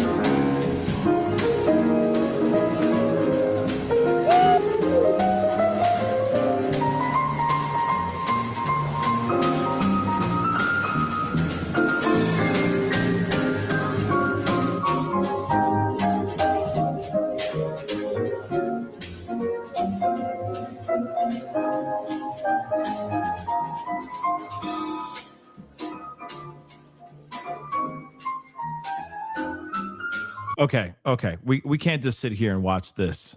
Okay, we got to keep it moving. When he gets there, whenever he does get there, we will look at it. I promise you. All right, but we got other things. He did make an appearance on his Air Force One, and we need to talk about that. Okay, yeah, I'll hold. We'll hold on that. Okay, it's still on. It's in the background. We got it. When it's ready to go, we're gonna do it. Okay. All right. He should be doing skits with Key and Peele. If there was ever a revival. man, I was a big fan of Key and Peele. Still am. All right. Yeah, I used to do skits on the show. I used to. Eventually, we'll start doing more of that stuff. Eventually, it's called time. Stuff gets expensive, man. That stuff gets super expensive. I have skits. Go check them out. I have a whole playlist of skits. Go check it out on the YouTube page. Got a crap ton. You know what I mean? Love to be able to bring more of that to the show eventually. But that stuff gets very, very, very expensive. All right. But we got a bunch to look at. First and foremost, Trump did have a gaggle on Air Force One. All right. Yeah, I know. Chocolate. Okay, I know it was very draining. I don't know what that was. I don't know what that was. But he did have a gaggle yesterday on Air Force One, talking about everything that's going on in Iran. So let's take a listen to that, okay? A lot of things to talk about, but there's not much I can say to you about them. So one of those little problems in life. And we had some very good results today, as you probably heard, in Iran. Very strong results militarily. We're talking to countries about policing the straits, because they are the ones, we don't get oil, very little, 1%, 2%. China, as an example, gets about 90% of its oil from the Hormuz Strait. And nice to have other countries police that with us. And we'll help, we'll work with them. Militarily, as far as I'm concerned, we've essentially defeated Iran. I guess they can have a little bit of fight back, but not much. We've taken out their air forces, we've taken out their navy. We've taken out their air defense. There's no air defense whatsoever. We've taken out their leadership times 2 or 3. Might be 3. We'll find out soon. But militarily, it's been amazing. We attacked Karg Island, and we left just the one little area standing, and the standing part is where they have the pipes, all the oil pipes come in. And we can do that on 5 minutes notice. We have it all locked and loaded and ready to go if we want to do it. But we chose not to do it. I chose not to do it yet. We'll see what happens. They want to negotiate. They want to negotiate badly. I don't think they're ready. Just on what I'm hearing, they want to negotiate badly. Okay, so hold on. I don't mean to interrupt. I'm not going to be interrupting a lot because it's like 20 minutes of him talking. And of course, there's questions and all that. But you mean to tell me that they want to negotiate, but you're not willing to let them negotiate? Does that make any sense to you? Fam, does that make sense to you? Does that make any bloody sense to you? If they want to negotiate and work some things out, let's negotiate and stop this war and be done with it. Why stick around? Why linger? Why linger on this? You know what I mean? As they should. But I don't think they're ready to do what they have to do. They want to negotiate. I get that he wants complete regime change done by his way and only his way. And okay, that might be the reason. That might be the reason why he's like, I don't think that they're really ready to negotiate, because if it's going to be Mujtaba Khamenei, then that's not enough. That is not a regime change. And that is not okay with me. And it has to be okayed by me and my allies, right? But that doesn't make sense. If they're willing to sit down and negotiate, then start negotiations and stop bombing each other. That's it. I think they will be. I'll stop. But we're doing very well with respect to that whole situation in Iran. We are talking to other countries about working with us on the policing of the strait. And I think we're getting good response. If we do, that's great. And if we don't, that's great too. But remember, like as an example, in many cases, they're NATO countries. We're always there for NATO. We're helping them with Ukraine. As many, it's got an ocean in between us. Doesn't affect us, but we've helped them. It'd be interesting to see what country wouldn't help us with a very small endeavor, which is just keeping the strait open. That, by comparison, it's small because Iran has very little firepower left. Their missiles are down to a low number. You see, they're shooting very few of them. You know why? Because they don't have very many of them. And because we've decimated their manufacturing capability. Likewise, the drones are way down. They're down to about 20% of what they had. Still have some. And they are pretty tough. But the drones are down, and we're starting hitting, as of yesterday, we're hitting places where they manufacture the drones. We think most of which we know where they are. So it's a very strong military operation, just as it was in Venezuela. We have the strongest military anywhere in the world by far, not even a contest. And I think people understand that. And we will finish the job. Mr. President, which countries have said that they will help? Well, I can't say yet. It's a little early. We've contacted today and last night. But we've had some positive response. We had a few that would rather not get involved. Is China one of them? I don't want to tell you about that. I mean, I can't really say for sure, but China's an interesting case study.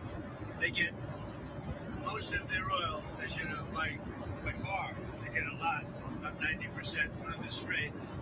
So I said, would you like to come in? And we'll find out. Maybe they will, maybe they won't.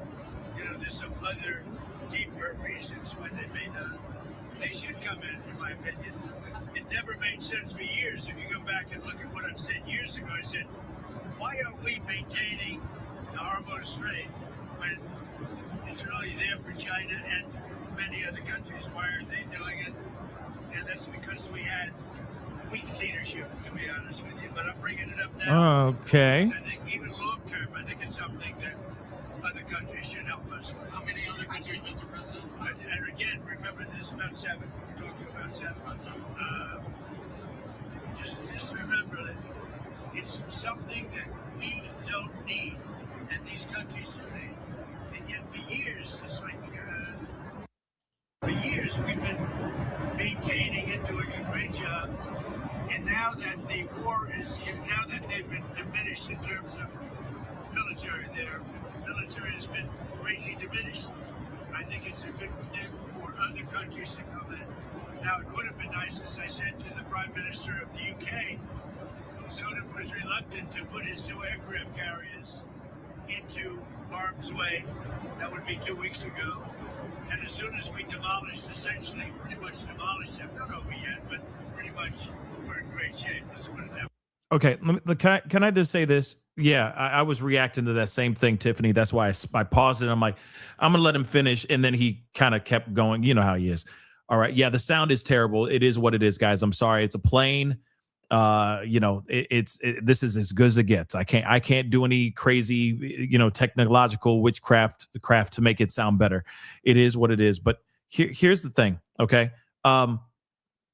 He just said, and I'm not going to try to interrupt too much, but that is just BS in my personal opinion. He's sitting there going like, we don't need it. No, we do. Here's the other thing too. We need it to be working for the rest of the world. You see what I'm saying? Like the rest of the world needs it too. So if they're shutting it all the way down and they're not willing to negotiate or let boats go in and out and they're shutting it off, let me tell you, the price of oil has spiked again, guys.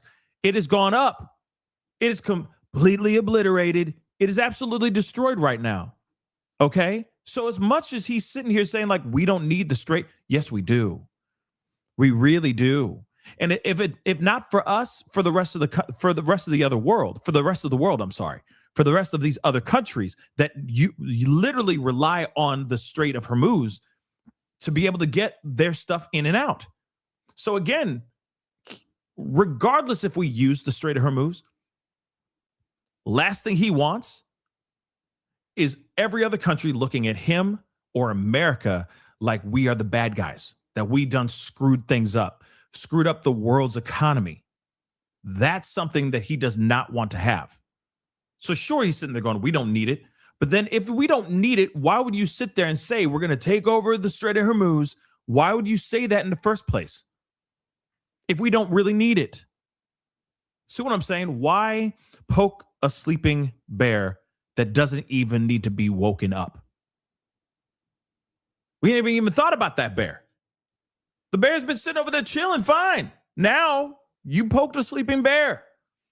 And now you're going to have other countries angry as all get out And that could cause even more issues, more trouble, more problems for us and the other countries that are already angry at us to begin with. And allegedly, there's conversations about Taiwan right now between Russia and China. There's already a conversation about possibly going in and taking over Taiwan, which if that actually happens, that is a world of issues. That is a world of trouble. That gets everybody involved.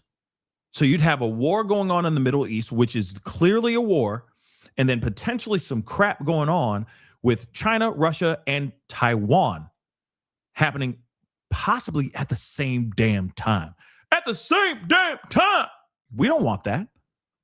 So again, for him to sit here, just going back over to the Strait of Hormuz, for him to sit here and say, we don't really need it. Well, we do. Yes, we may not need it for ourselves specifically, but we do need it to be up and functioning so that the rest of the world doesn't put a target on America's back. Everybody knows. He said, we'd like to send our aircraft carriers. I said, I don't want them after we win the war. I want them before we start the war. So whether we get support or not, but I can say this, and I said it to them, we will remember. Well, it start immediately, but it will take a little time to get here. Some of the countries have minesweepers, that's good. Some of the countries have a certain type of boat that could help us. Some of the countries would be helpful. Remember, it only takes a couple of people to screw up the strait, a couple of terrorists. You don't need their military is defeated, but all you need is a few people dropping mines here and there, and you louse it up. So we need. I'm demanding that these countries come in and protect their own territory because it is their territory. It's the place from which they get their energy, and they should come and they should help us protect it. You could make the case that maybe we shouldn't even be there at all because we don't need it. We have a lot of oil. We're the #1 producer anywhere in the world times 2, by double, at least double. Now I think it's much higher than that. But we do it. It's almost like we do it for habit. But we also do it for some very good allies that we have in the Middle East. Sir, you mentioned that Iran wants to make a deal. However, earlier today, we heard their foreign minister say they never said they wanted to make a deal, that they'll do whatever they can to defend Iran. What they tell you and what they tell the public, I just put out a truth about their disinformation. I assume most of you saw it. And they use AI. They said they attacked the USS Abraham Lincoln, one of the largest ships in the world, an aircraft carrier, and they show pictures of it burning. It was never attacked, it was never burning. The Wall Street Journal put out a false story that 5 of our big, beautiful tankers that we feed the planes with, they give the planes the gas, jet fuel, hundreds of thousands of gallons of gasoline, that they were all essentially destroyed. They weren't destroyed at all. In fact, 4 of them were not even, literally were not damaged. And 1 of them has slight damage and will be back in the air soon. But if you read the Wall Street Journal, it's like they were totally decimated and destroyed, like Iran has been. So they put out phony stories. The kamikaze boats. The kamikaze boats don't exist. They're fake. And you can almost see that when you look at them. It looks great, because if they did exist, we'd hit them just like we hit other boats all over the place. But they don't exist. In fact, some of the people say, where are the boats? Well, how come nobody's seen the boats? You know why? Because it's AI generated. It's fake. And I found, I didn't realize this before that we started, but Iran is known for a lot of fake news. And they deal with our fake news. And I actually think it's pretty criminal because our media companies, who have no credibility whatsoever, are putting out information that they know is false, and it's a very dangerous thing for the country. I think they could be in serious jeopardy. Mr. President, your PAC put out a fundraising email a couple of days ago, and it's being criticized for using official White House photos of you at the dignified transfer. And the PAC is also promising access to secret. Well, I was at the dignified transfer, unlike a lot of other The people. appropriate email to send. Your critics are saying that you're fundraising. I didn't see it. I mean, somebody puts it up. We have a lot of people working for us, but there's no. See that? So thank God that this reporter asked that good question. Hey, we understand that you're literally fundraising off of photos of fallen soldiers where you're wearing a hat, the USA hat. You're saluting them. Of course, you're there paying your respects, but not respectfully paying your respects by removing your hat, right? And you're using that photo to fundraise to make money off of this war by using footage of fallen soldiers and saying, hey, if you want to know what's going on in the front lines, spend a certain amount of money. Here's this paywall so you can get all this information. You'll be the first to know if a nuke's heading our way, right? You'll know everything about what's going on the front lines, what's going on at the border, what's going on in Iran. You'll literally be in Trump's Oval Office. You'll be the first to know. Just pay this payment, something 99 a month, and you'll get all this information about what's going on in epic fury. Why would you do something like that? And then he's trying to play it off. He's trying to like kind of push off the question like it's nothing. But it is a big deal. Nobody that's better than the military. He's like, I don't know about all that. I'm going to roll that back a little bit so you can hear his full statement. But he's like, oh, I got a bunch of people work for me doing this kind of stuff. No. Like just trying to push it off like he doesn't know what's really going on. He knows exactly what's going on. Okay. Pam, I know. We'll get to it. We're going to be a little late, but we'll get to it. Okay. We got to finish this video. Appropriate email to send. Your critics are saying that you're fundraising. I didn't see it. I mean, somebody puts it up. We have a lot of people working for us, but there's nobody that's better to the military than me. And all you have to do is he knows look what's at the going election, on. look at the election results, look at the kind of votes that we get, look at the poll numbers. There's nobody that's ever been higher as a president than me with the military. Can you guys comment on the 6 dead soldiers? ABC News. One of the worst, most fake, most corrupt. Can you give a comment on the dead on soldiers? ABC News? I think it's maybe the most corrupt news organizations on the planet. I think they're terrible. Okay. Wait, hold on. Wait, hold on. What? Most fake, most corrupt the president than me with the military. Can you guys comment on the 6 dead soldiers? ABC News. One of the worst, most fake, most corrupt. Can you give a comment on the dead on soldiers? ABC News? I think it's maybe the most corrupt news organizations on the planet. I think they're terrible. He had to make it abundantly clear how trashy ABC News is for asking a mother-loving question. Do you realize how insane that is? Does anybody else see that being insane? I'm sorry, guys. Like I said, I'll be the first to be like, yo, Trump doing great with this, and this. I'll give him props. But when stuff like this is not how you handle the reporters. Really? She asked a question which was a logical and very, very good question to ask.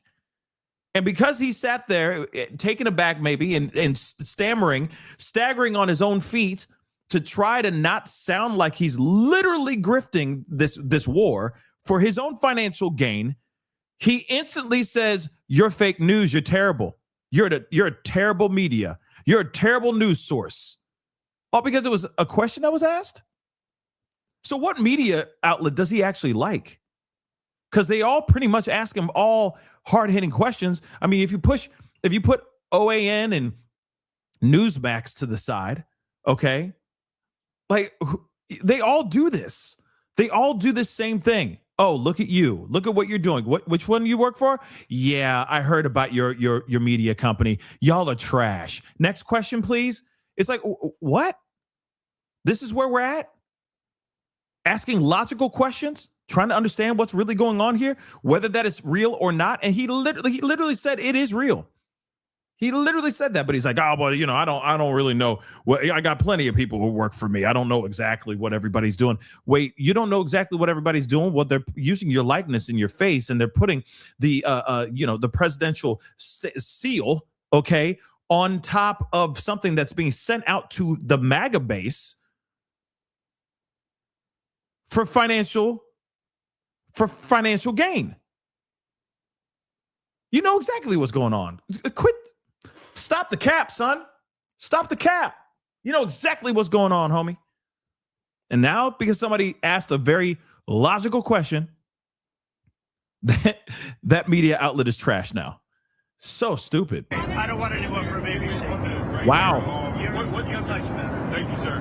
What's Israel doing to help secure the Strait of Hormuz? What they're doing, they're working with us. A relationship with Israel, that was other fake news. They were saying, oh, did I have an argument with Bibi? No, we really get along well. And he would tell you we're leading the whole thing. And they can say it or not say it, it doesn't matter. The main thing is to get it done. But my relationship with Bibi Netanyahu is, I would say, extraordinary, actually. If I can, Yeah, go ahead. When you called for the people of Iran to rise up, overthrow the government, what's going on there? They haven't done that. Do you expect them to? You're dealing with thugs. You're dealing with horrible people. You're dealing with people that are violent and vicious. And that's the leadership and the people right under them, their military or their police.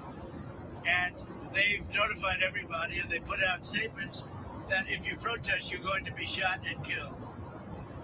The protesters have no guns.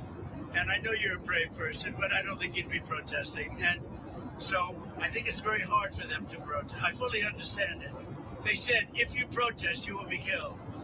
A week ago and 2 weeks ago, they killed 32,000 protesters, at least. We think the number's much higher than that.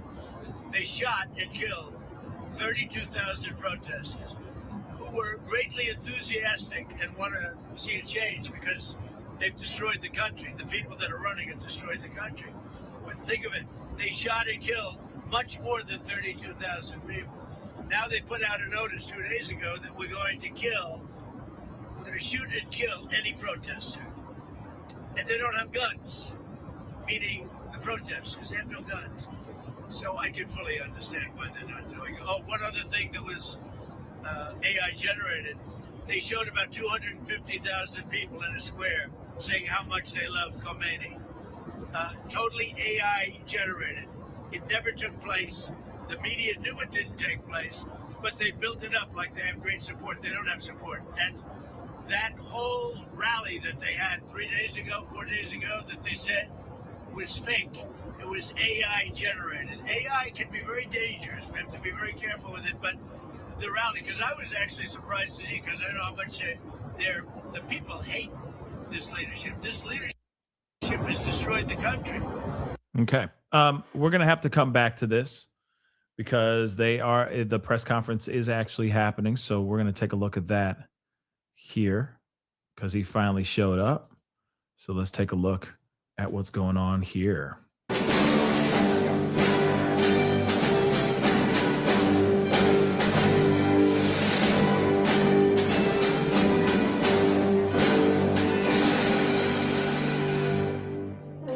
Thank you very much. Please, Susie.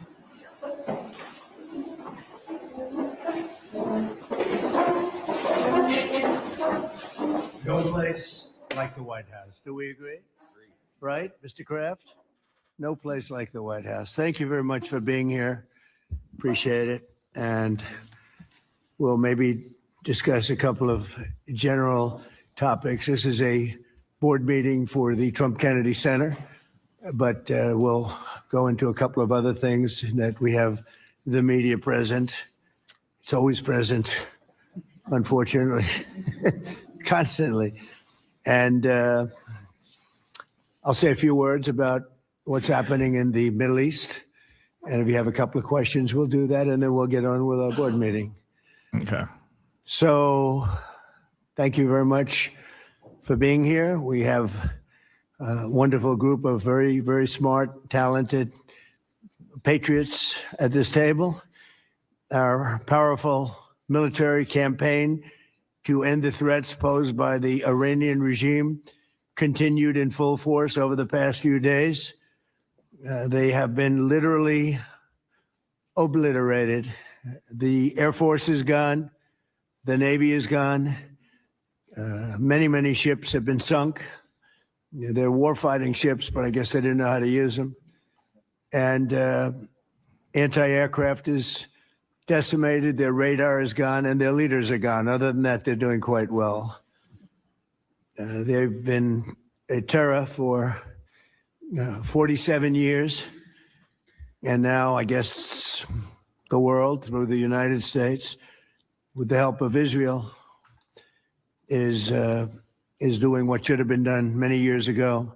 Should have been done many years ago. Since the beginning of the conflict, we've struck more than 7,000 targets across Iran, and these have been mostly commercial and military targets. We've achieved a 90% reduction in their ballistic missile launches and a 95% reduction in drone attacks. The missiles are trickling in now at very low levels because they don't have too many missiles left. We've also attacked the manufacturing plants, where the places where they manufacture the missiles and the drones. And that's going on today. We just hit 3 of them today. And it's getting very hard for them to manufacture. More than 100 Iranian naval vessels have been sunk or destroyed over the last week and a half. That has to be some kind of a record. Additional strikes continue to launch from all directions every single hour. And as you know, we attacked Carg Island and knocked it literally, destroyed everything on the island except for the area where the oil is. I call it the pipes. We left the pipes. We didn't want to do that, but we will do that. We can do that on 5 minutes notice. It'll be over. But for purposes of someday rebuilding that country, I guess we did the right thing. But it may not stay that way. Just one simple word and the pipes will be gone too, but it'll take a long time to rebuild that. Damn. We are aggressively dismantling Iran's defense industrial base, and ability to rebuild its missiles and drone capability is getting down to close to zero.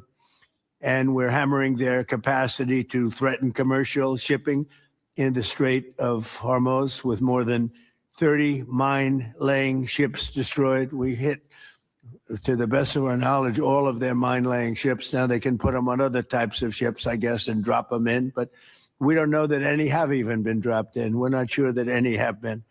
That's a big negative for them if they do it. It's a form of suicide.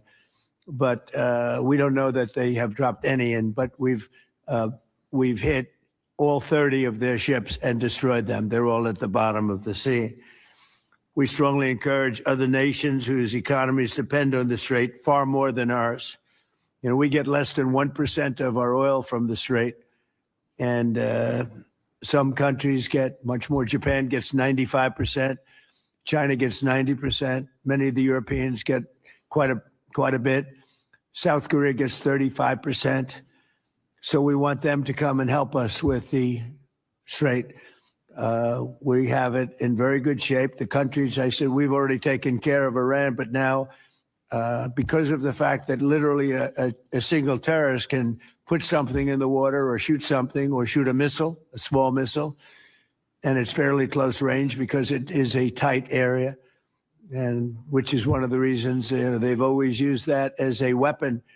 Iran has always used that as an economic weapon, and it's not going to be able to be used very long. Numerous countries have told me they're on the way. Some are very enthusiastic about it, and some aren't. Some are countries that we've helped for many, many years. We've protected them from horrible outside sources, and they weren't that enthusiastic.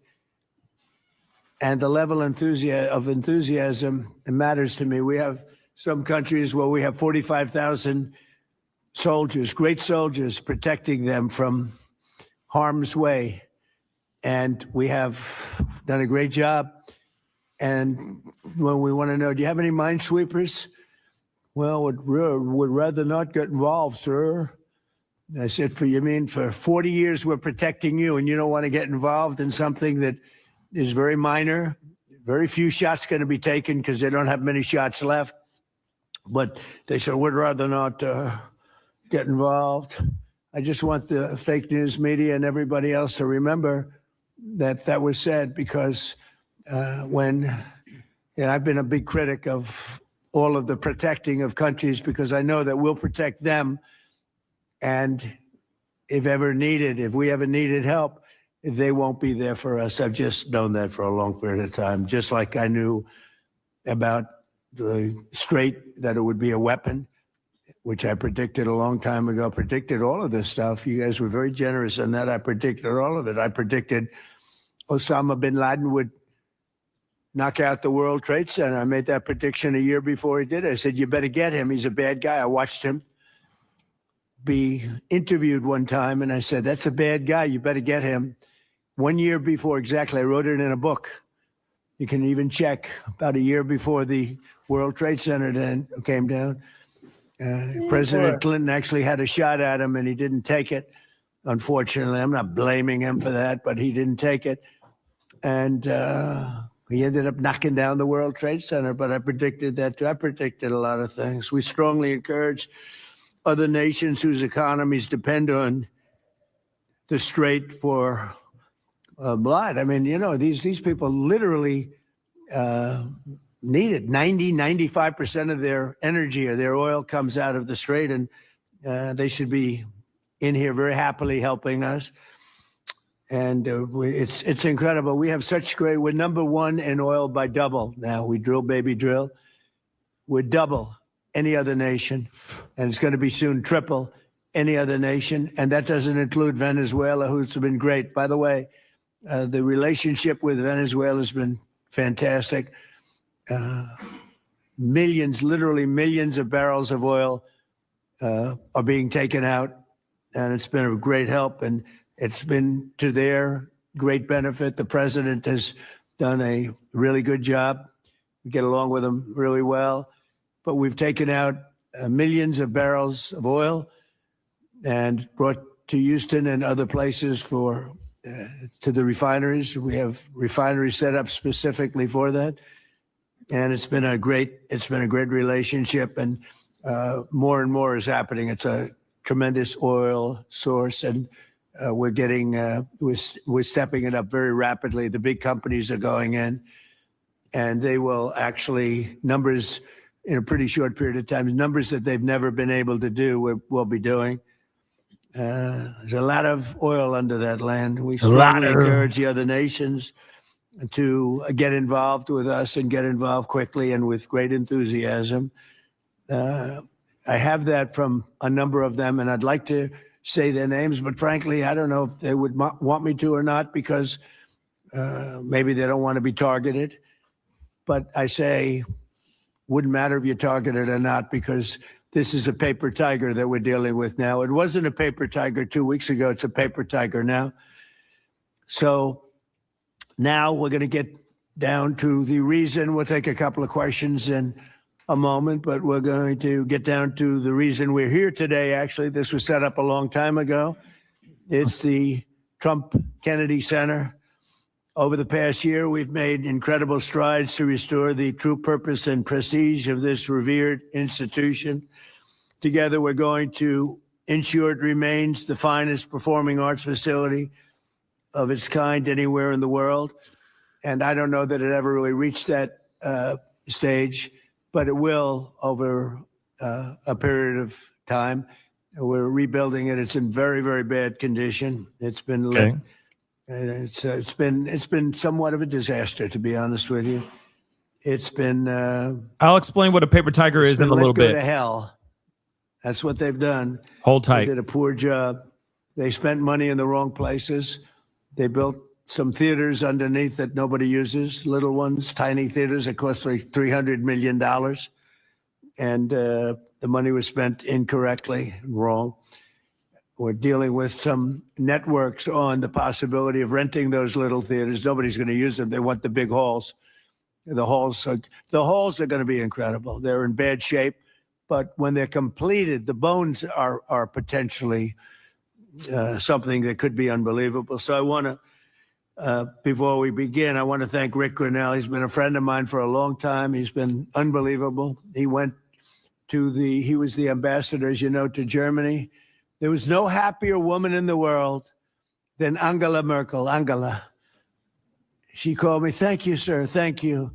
Although she liked Rick a lot, there was nobody happier that he was no longer going to be the ambassador to Germany.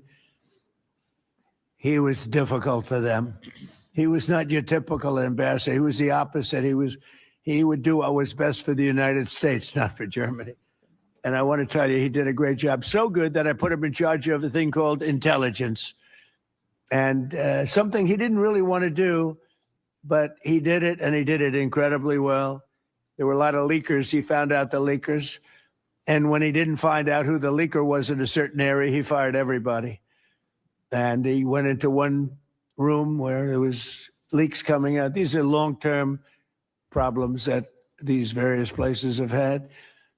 And he said, who's the one that leaked this? And they wouldn't admit it, so he fired the whole room.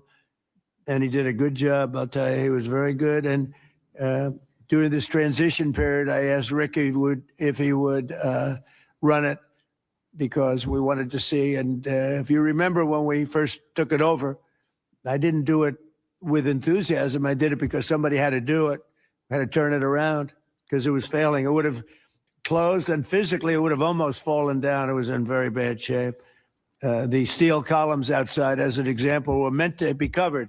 You know, exposed steel is unusual to have in building. What I do best in life is build. I build buildings really well and under budget and ahead of schedule. That's what I do. Unlike the Fed building, which is going to cost billions of dollars. It may never open. I mean, right now, we have a wonderful Kevin, a wonderful new head of the Fed coming in. I don't know if he'll ever be able to occupy this complex that was destroyed by Jerome Too Late Powell. I call him too late because he's always too late with interest. Should cut interest rates. He should cut them right now. They should have a special meeting.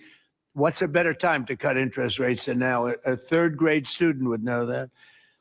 But that's a terrible thing. But what I do is build. I build great stuff. And what we're going to do is, right outside. In fact, if you look behind me, see the nice gold curtains? If you want to look into a nice foundation and you want to see a lot of work, very deep, very, very deep for specific reasons, we have a magnificent ballroom being built, because this is the biggest room and it holds like 98 people for dinner. But behind me, you're going to have a ballroom that this building and the people occupying it, in particular, every president for 150 years has clamored for a ballroom, a large, beautiful room. This is a cocktail room, and this whole floor will end up being a cocktail room for the cocktail area or pre-area for the ballroom before dinners. So we'll have heads of state. We can't even do a heads of state dinner. Usually what they do is they would do them on the lawn with a tent. But when it rains, the lawn is very low. And you know the land in Washington, it was built on swampy wetland. And when it rains and you have the king of Saudi Arabia, we have, as an example, the king of the UK, I would say king of England, who's a great guy. He's coming in very soon. And when it rains, you know what happened? The rain would go over their feet. It would be about 4 or 5 inches over their shoes. This was not good. And it rained a lot. So we're building, finally, because I do that. And by the way, no taxpayer money. I want to put that, zero. It's on time, on budget. It'll be under budget.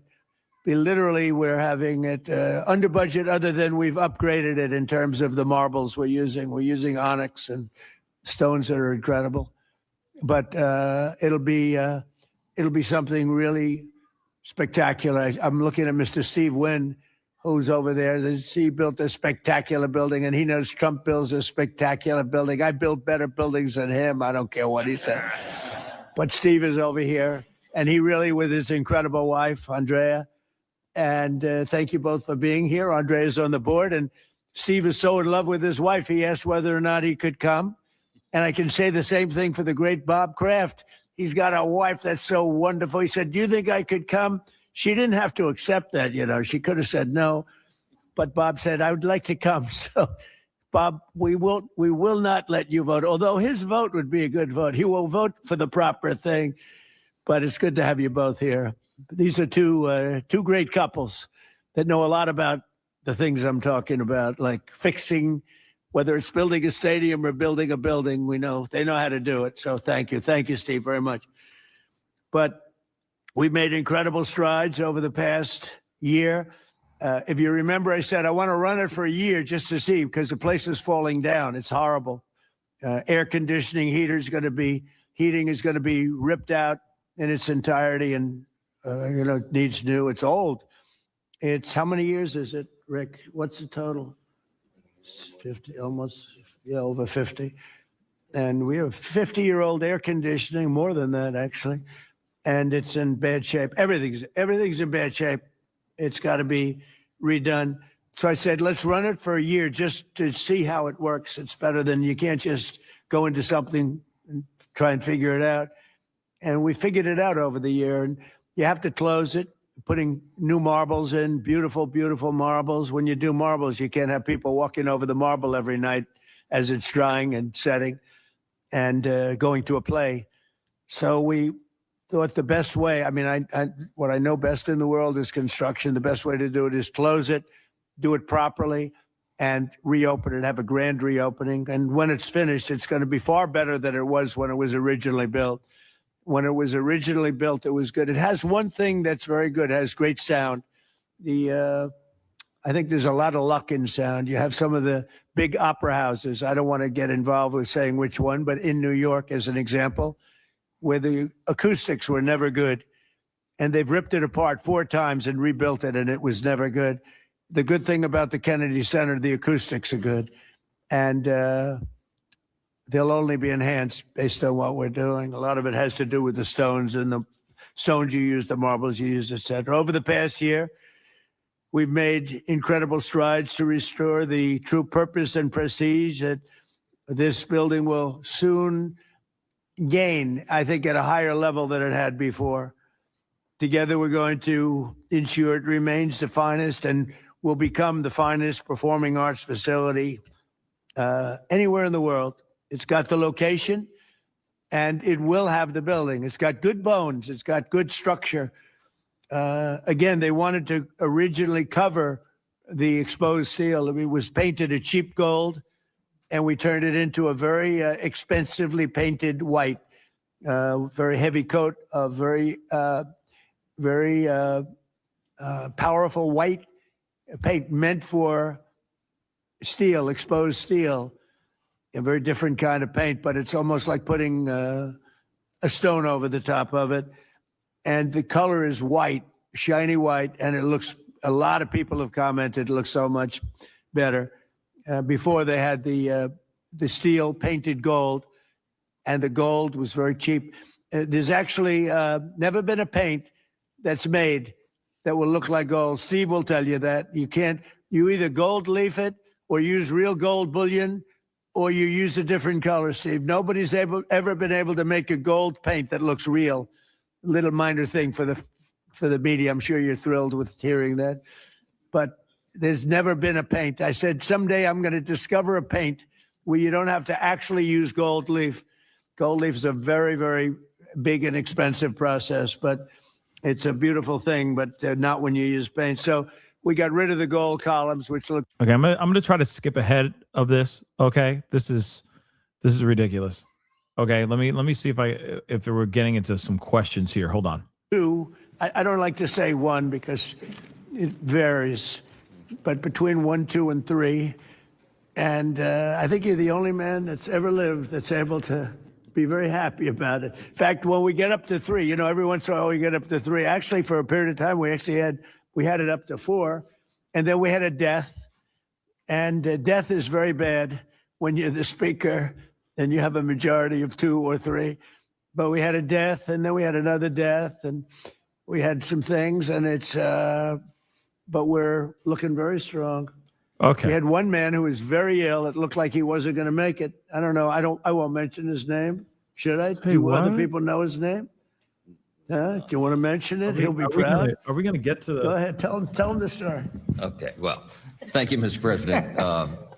Congressman Neil Dunn of Florida had some real health challenges, and it was very serious, and had a pretty grim diagnosis. And I mentioned it to the president, and I said, Congressman Dunn is a real champion and a patriot because he's still coming to work. And if others got this diagnosis, they would be apt to go home and retire. And What was the diagnosis? It was, I think it was a terminal diagnosis. He would be dead by June. Okay, that wasn't public, but yeah, okay. That's, it was. What?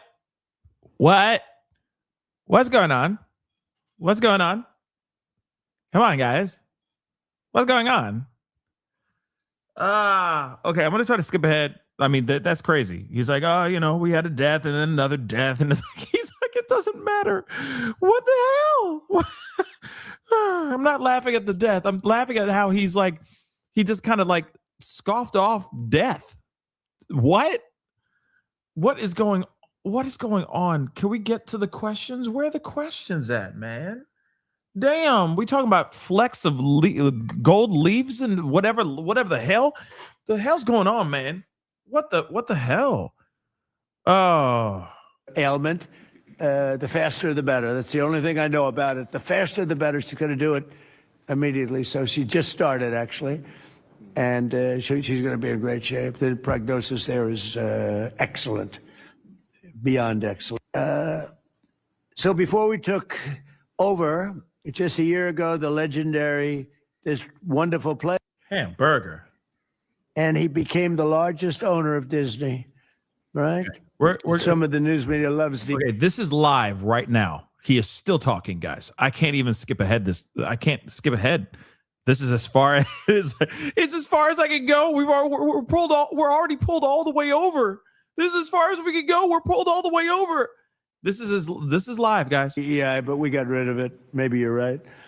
Brought back patriotic and family-friendly programming, and last year we raised over $130 million to keep this place going. Otherwise, it would have been closed. The building, let's call it the Kennedy Center from that time, was losing so much money it could not have stayed alive if we didn't come in as a group of people and a lot of wealthy people that made a lot of contributions. So with the Trump Kennedy Center honors alone, we raised this year a record $23 million, which was double what they had ever done before, $23 million. There's still much to do. The previous management left us a facility in very bad condition. Abysmal is the word, and everything from busting pipes and leaks to serious electrical and structural problems. And some of it we fixed, but most of it we're saving for during the construction period because we'll do a much better job of it that way. Major renovations are required to keep the facility functional, and that'll start right after July 4th. We're going to have a little bit of a celebration, not a big deal, but a little bit of a celebration on July 4th. We'll have a little party.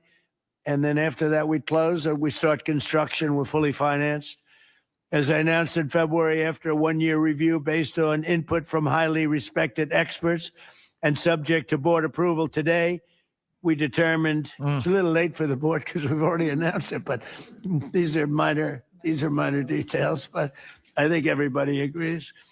But subject to board approval, we determined that the fastest way to bring the Trump Kennedy Center to the highest level of success, beauty, and grandeur is to cease the entertainment operations for a 2-year period of time as we complete high quality, really high quality construction.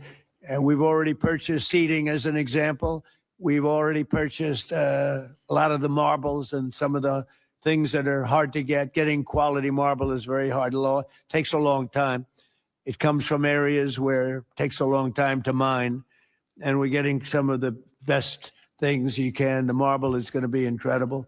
The seats that we have, the seating is the highest level. Everything is the highest level. So this temporary closure will enable us to complete the work much faster and much higher quality. As an example, it's hard to show Shakespeare when you don't have any seats. As the seats are being changed, it's not exactly a great experience for people. So the right way to do it is just close it and fix it and open it. We'll begin right after, as I said, July 4th celebration. And thanks to the great, big, beautiful bill, we are fully funded, ready to go. And we have tremendous amounts of money coming in from some people around the table, but also from people that are not here, but that have made very generous contributions toward the Trump Kennedy Center.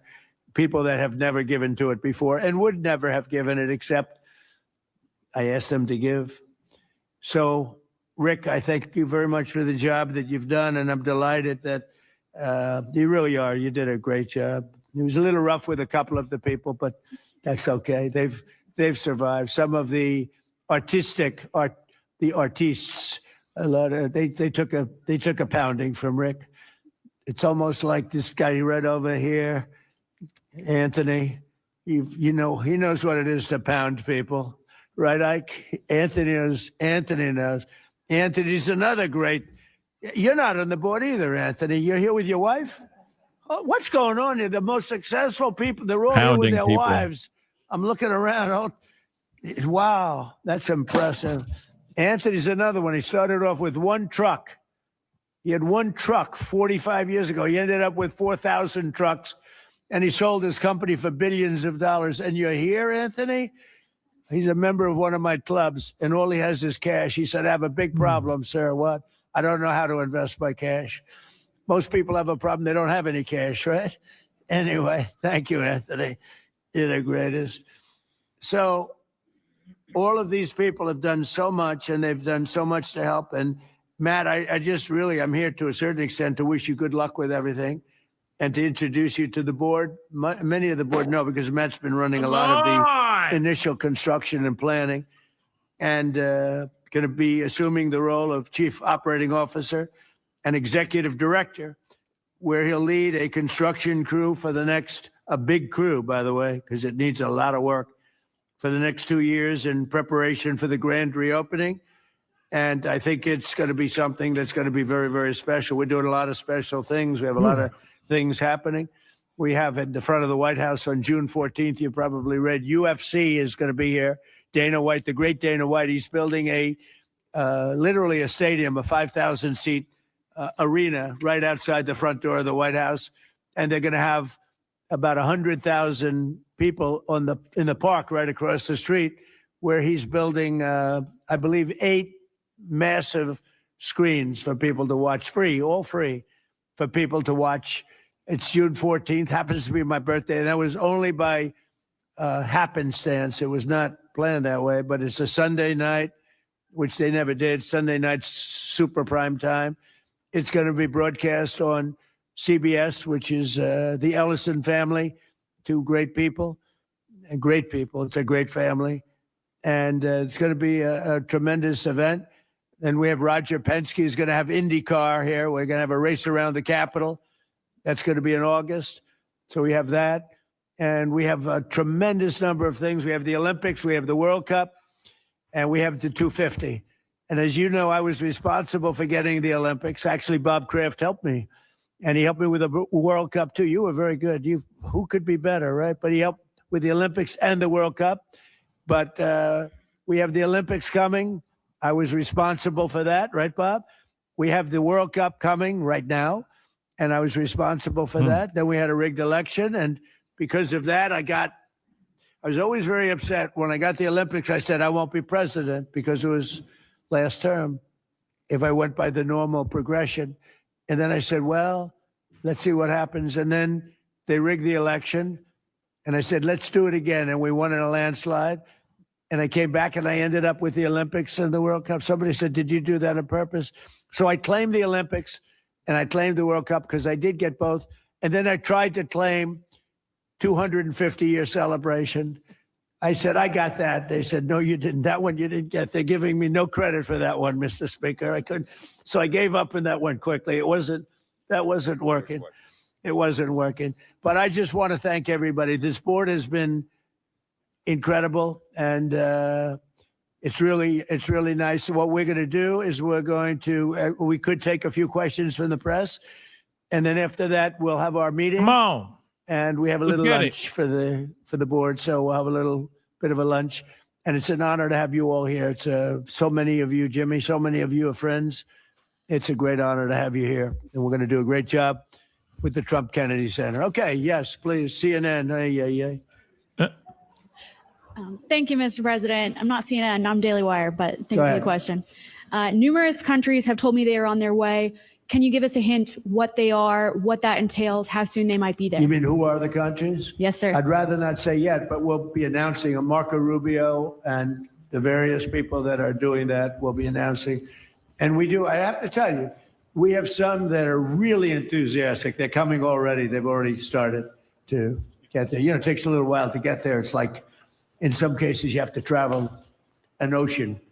So it doesn't go that fast, but it'll go fast. And we have some that are fairly local that are doing it. But we'll give you a list. Some are very enthusiastic and some are less than enthusiastic. And I assume some will not do it.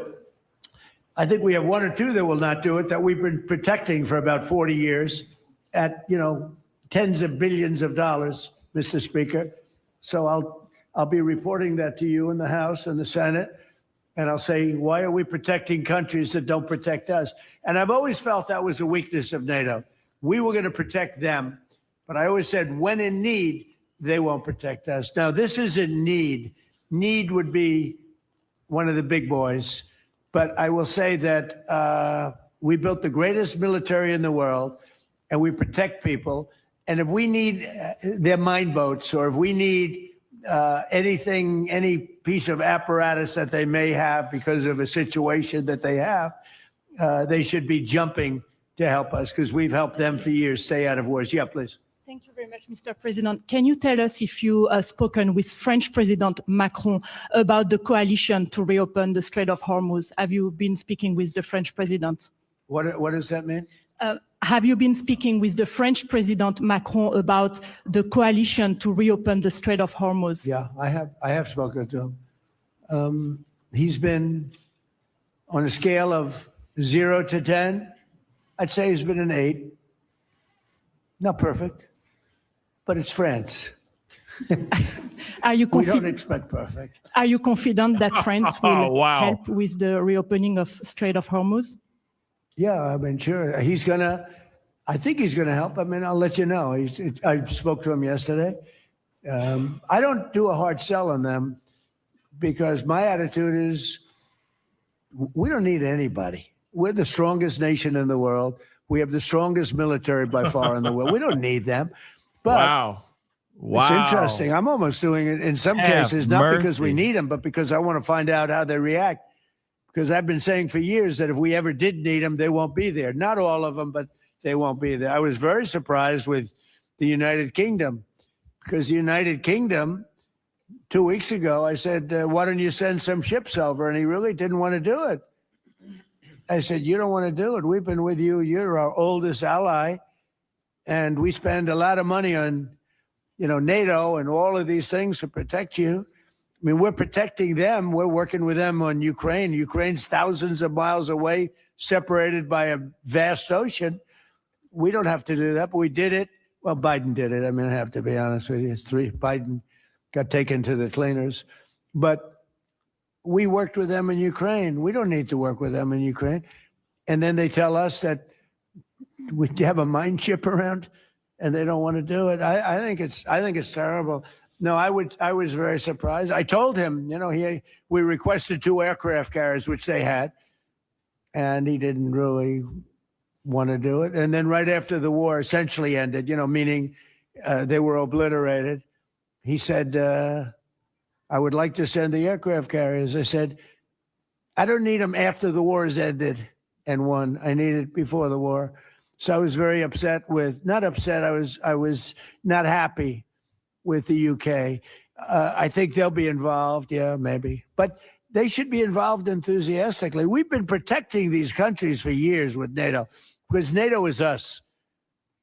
You can ask Putin. Putin fears us. He has no fear of Europe whatsoever. He fears the United States of America and the military that was built by me in the first term. Yeah. You mentioned the significant amount of oil that China derives from the Middle East. What is the status of your conversation with President Xi in terms of getting China to cooperate, in terms of making the Strait of Hormuz safe for those oil tankers? Yeah. So China is a great example. They get 91% of their oil from the Hormuz Straits, which we protected for years. And it always bothered me that we have these countries. Japan gets 95% of its from the Straits, the Hormuz Straits. And it always bothered me that we're protecting and we don't need them. We didn't need them before we started dig we must. Dig me must, that's the Trump policy of lots of oil. And we didn't use them very much. It used to be at 10%. Now it's at almost zero. We don't need, we don't need oil.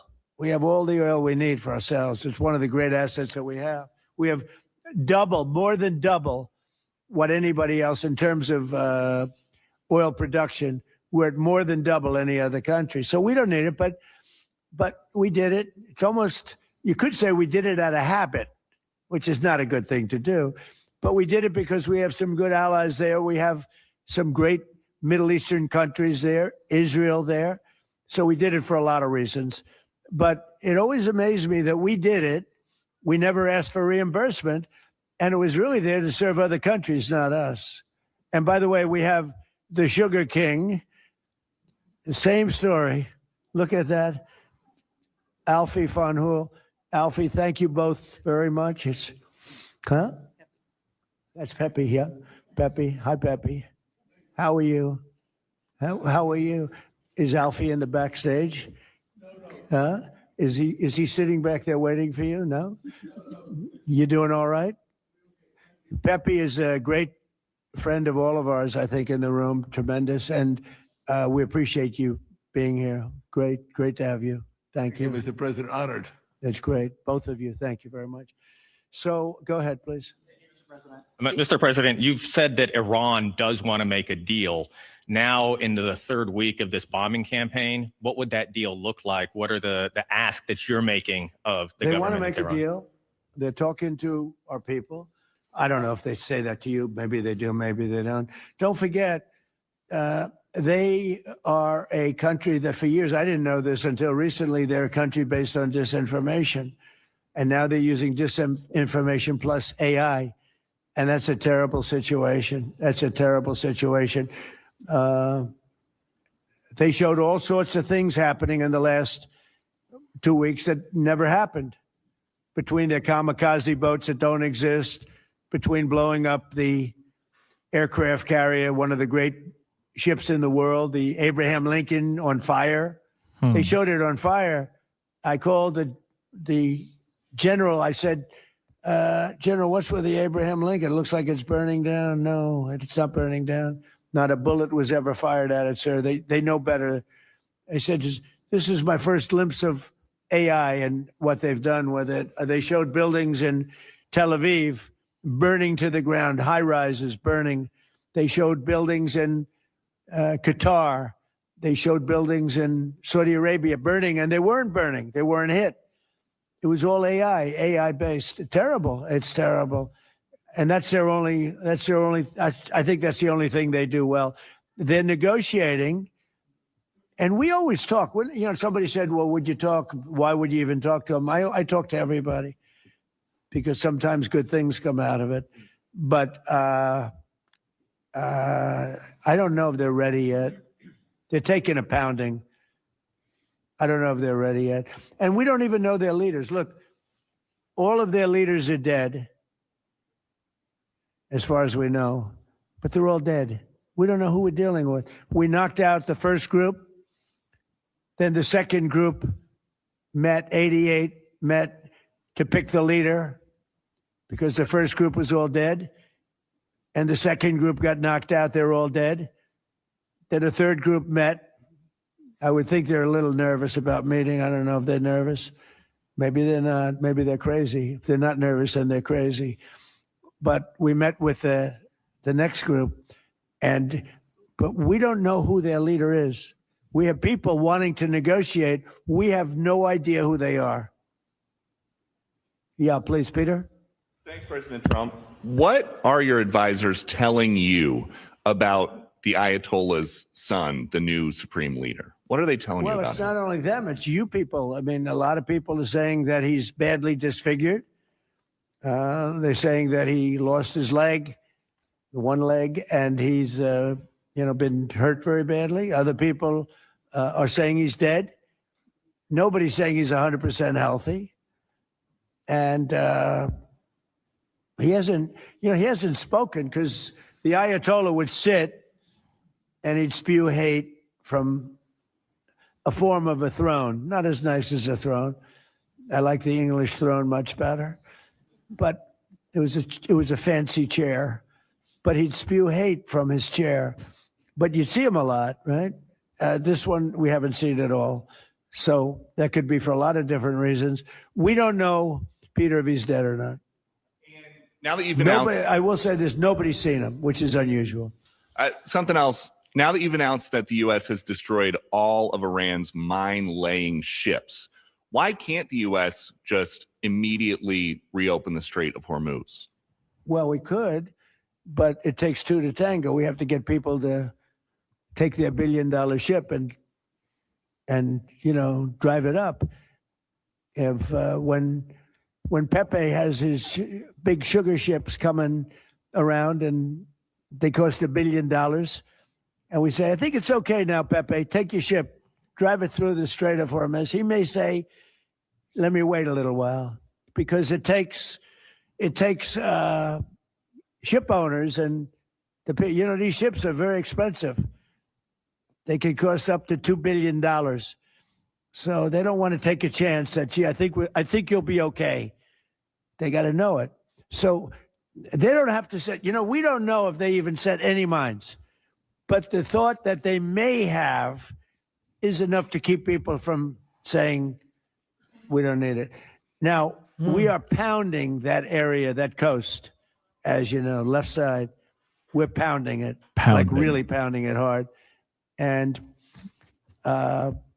again, are they pounding it that hard? No mine set. We hit every one of their mine drop. They call it the mine layers, right? The ships. They're pretty sophisticated ships. Every one of them is gone, but it only takes one. So it's a little unfair. You win a war, but they have no right to be doing what they're doing. But we're hitting them very hard. And today is a big day where we're pounding a certain area that has very much to do with the Strait. And I think we'll get it going very soon. In addition, we do have other nations coming in. You need people to watch and people to see. We have other nations coming in. Yes, please. If the United States is working to secure the Strait of Hormuz for the benefit of other countries like China, and our allies aren't yet stepping up to your standard, is the United States getting back to being the world's policeman? Look, the United States should not be very much involved. They can on a certain basis. They've been doing it for a long time. But I've always said, if you look back years ago, I said, why aren't we being reimbursed? These are the richest countries in the world. Why aren't we being reimbursed for maintaining the Hormuz Strait? And why aren't we being reimbursed for that? I've said that for years. You can go back. They reported on it yesterday. I've been saying a lot of things about the Straits. Number one, I said it's the one advantage they have, but that's a suicidal advantage because they kill themselves more than they kill the rest of the world. And there are things you can do with time. There are other things you can do. But I think we're going to have the situation straightened out pretty quickly. And I think we're going to have some good help. And I think we're going to be disappointed in some nations too. And I'll let you know who those nations are. One of your advisors, David Sachs, said the other week that the U.S. should, quote, declare victory and get out of the Iran war. He also warned that if the conflict escalates, Israel may contemplate the use of a nuclear weapon. Has he shared that assessment with you? No, he hasn't. Israel wouldn't do that. Israel would never do that. And there's a theory. You pounded them to hell and you could just leave now and it'll take 10 years for them to a lot of pounding. Build back not nearly what they have right now. And I guess that's another theory, but we want to have it ended so that another president doesn't have, look, for 47 years, no president was willing to do what I'm doing, and they should have done it a long time ago. It would have been a lot easier. There's no president that wanted to do it. And yet every president knew. I've spoken to a certain president who I like, actually, a past president, former president. He said, I wish I did it. I wish I did, but they didn't do it. I'm doing it. Yeah. Which president? I can't tell you that. I don't want to embarrass him. It would be very bad for his career, even though he's got no career left. Go ahead, President, please. you mentioned. How about the man right Thank you, sir. Mr. President, you mentioned that you're not entirely sure who you're dealing with, who the leadership is in Iran. Do you see a viable opposition movement still in that country following all of the protests that we had seen before the airstrikes and kind of an opposition movement that could become a viable leader in Iran? Well, the biggest problem, and we have brave people in this room, but the biggest problem that I see is that they put out a warning, and we have the warning. We get everything they get. And it said any protester that goes onto the street will be immediately shot and killed. This is a little tougher than the American way. This is not quite as tough as nobody can believe it. So I can't imagine. They don't have guns, and the other ones have guns, highly sophisticated machine guns and AK-47s and other kinds of guns. And they did that with the women. So the women had 250,000, even 500 people protesting a year ago. And they shot women right through the middle of the forehead with snipers. And they didn't have to do many. About 10 went down bleeding profusely. And 250 to 500,000 women went running in the other direction. Because they can be brave, but they're not stupid. And they have no gun, and you have snipers in buildings specifically for this reason. So a woman goes down falling, bleeding from the head, and it doesn't take long for that to spread. And when that spreads, that crowd dispenses. And nobody else has been able to do that to the extent that these people are violent. They killed a minimum 2 weeks ago, 32,000 people. So, and they put out actually a notice 2 days ago, if you protest, you will be shot and killed. So, I don't know. I would say Mike Johnson's the only person I know who has the courage to go out in that kind of an atmosphere. I don't think so. Yeah.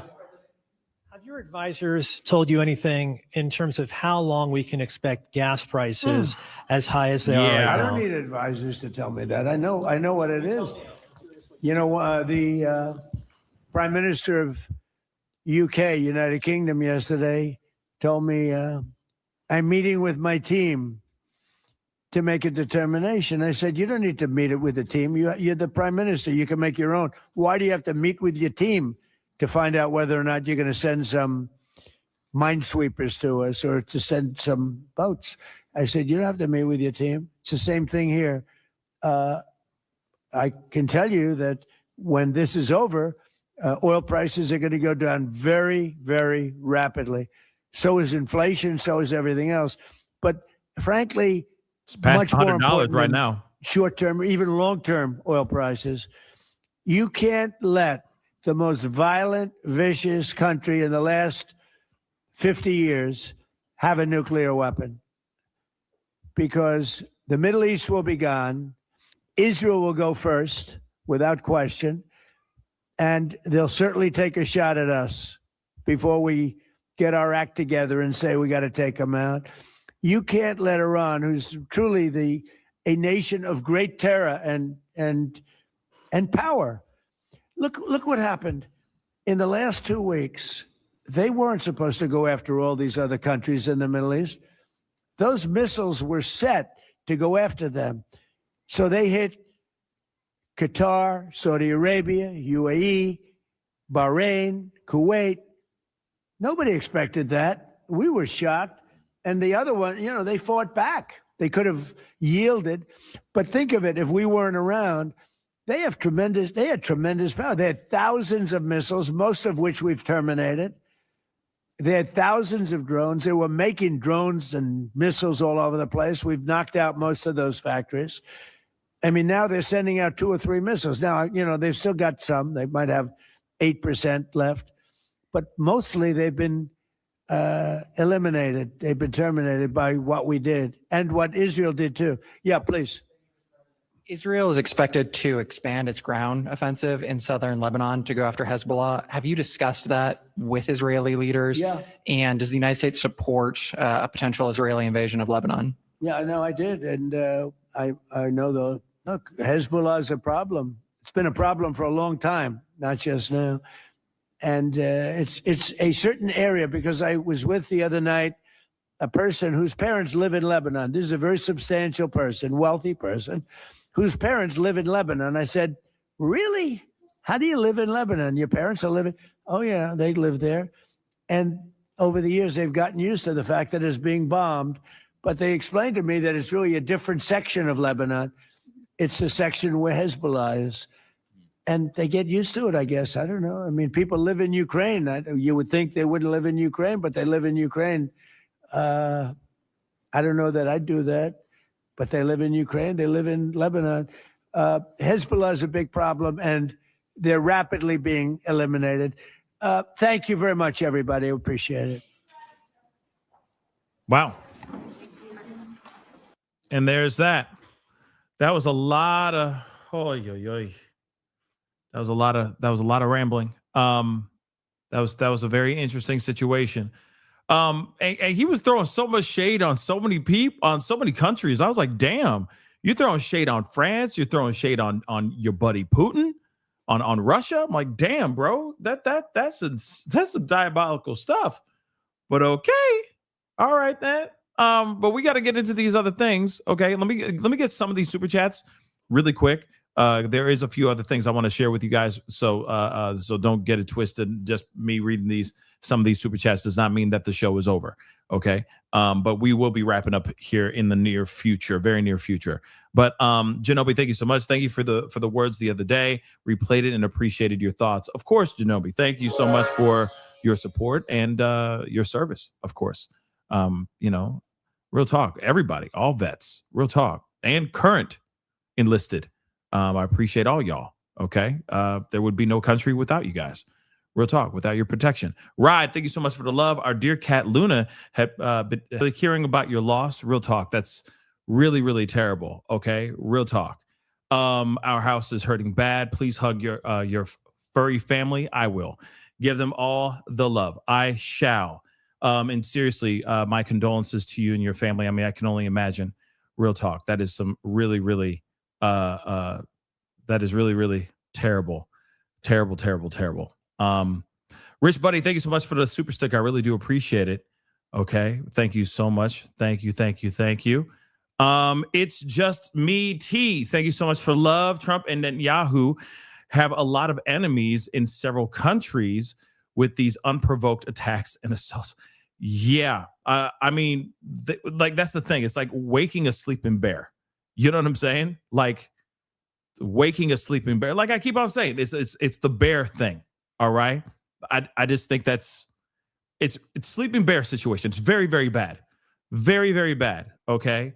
So again, countries that have issues with us where they want to start some trouble, that they've been waiting for an opportunity to strike and all that. I can see that happening.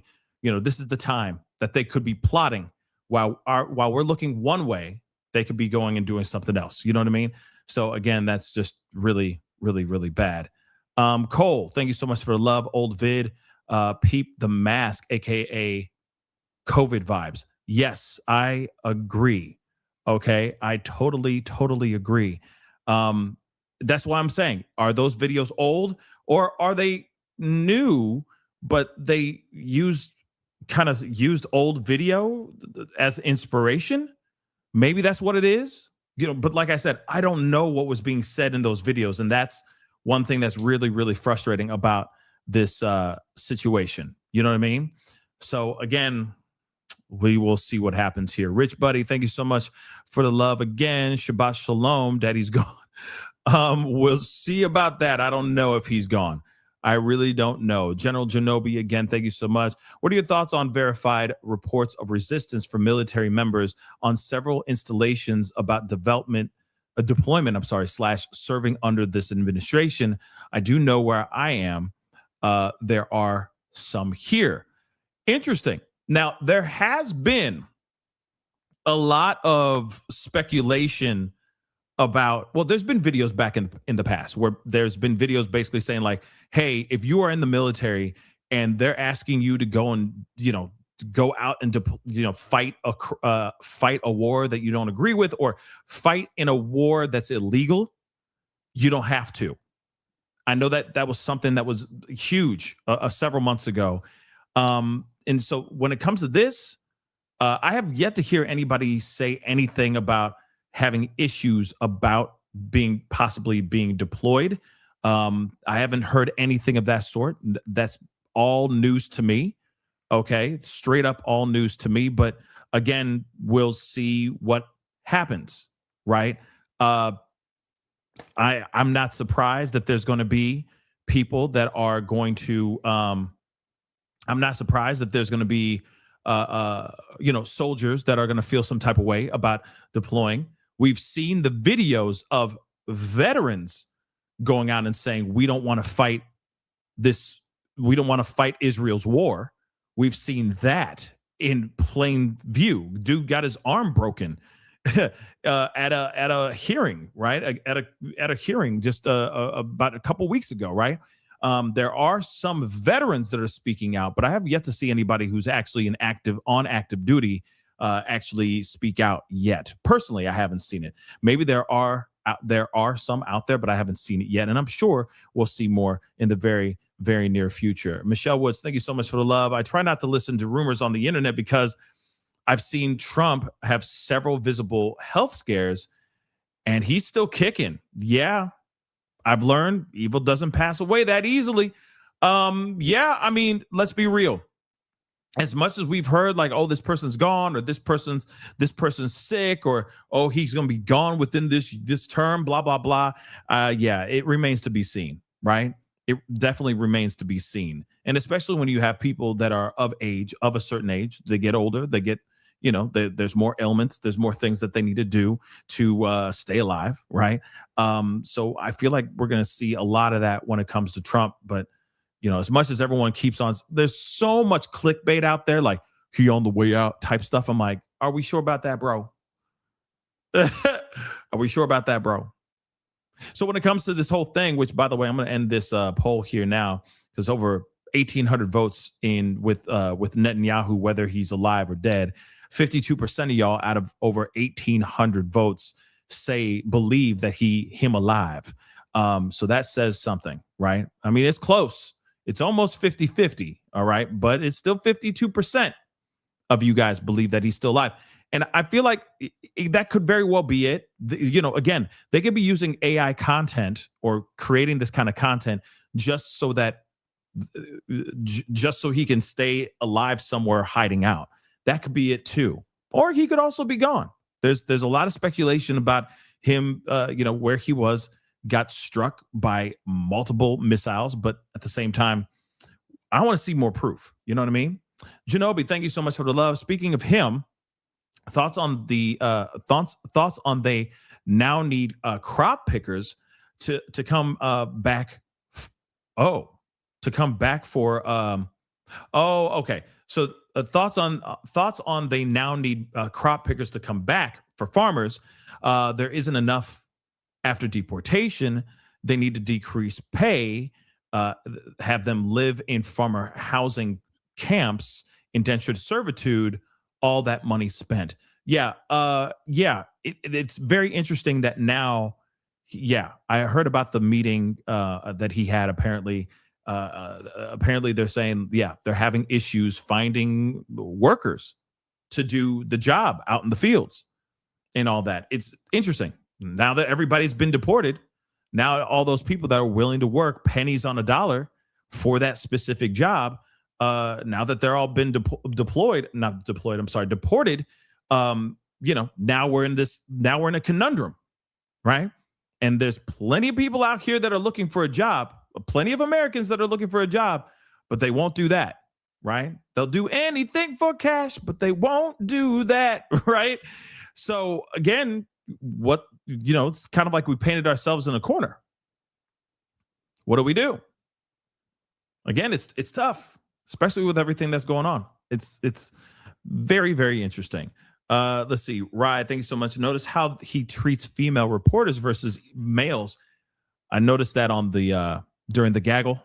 Very interesting for sure. Yes. Again, thank you so much, Ryan. Yeah, his right-hand woman, the woman behind the man, okay, the ringleader really behind this whole circus, Susie Wiles, now has cancer. She has breast cancer, y'all, which is crazy information. And Rye the guy, thank you so much. Marble is great. I love marble. We're mining marble, gold marble. The marble was so golden, very shiny golden marble. Who is that? Who could that be? I was like, you sound just like somebody. Marble is great. You know, I love marble. We're mining marble, gold marble. The marble was so golden, very shiny golden marble. Yeah, that's literally what he sounds a lot like Trump. That sounds like a Trump line right there. That's crazy. That is crazy. But okay, guys. So again, very interesting stuff that's going on here. Here is another thing. Again, first and foremost, some of y'all are wondering, what is a paper tiger? A paper tiger is an idiom describing a person, organization, or nation that appears to be powerful, threatening, or formidable, but is actually weak, ineffectual, and unable to withstand challenges. So that's what Trump is basically calling Iran. Iran is a paper tiger. It looks like it's big and threatening, but it's actually weak. That's what he's basically saying. I have yet to hear anything else right now because honestly, I've yet to believe that because Iran is still out here. They still out here doing things. We got America deploying Marines, okay, amphibious soldiers to go boots on the ground to handle this whole thing at the Strait of Hormuz. Now, again, remember what he said during that press conference in the air, in the Air Force One. He said, it's not necessary. We don't need the Strait of Hormuz. We don't need it. We don't need it at all.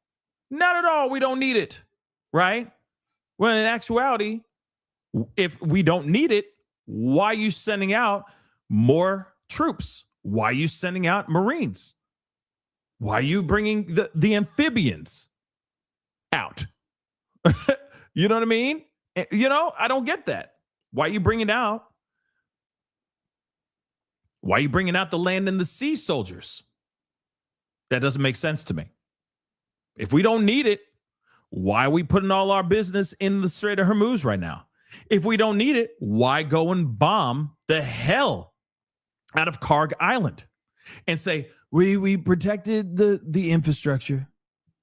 The oil infrastructure has been protected. Then he says in that press conference that we just saw, he said, if we have to, if we need to, we'll completely obliterate the pipes down there too. Just destroy everything. Totally screw them up. Right? He said that. Why does it matter if we don't need it? So again, doesn't make any sense. But here's the other thing too.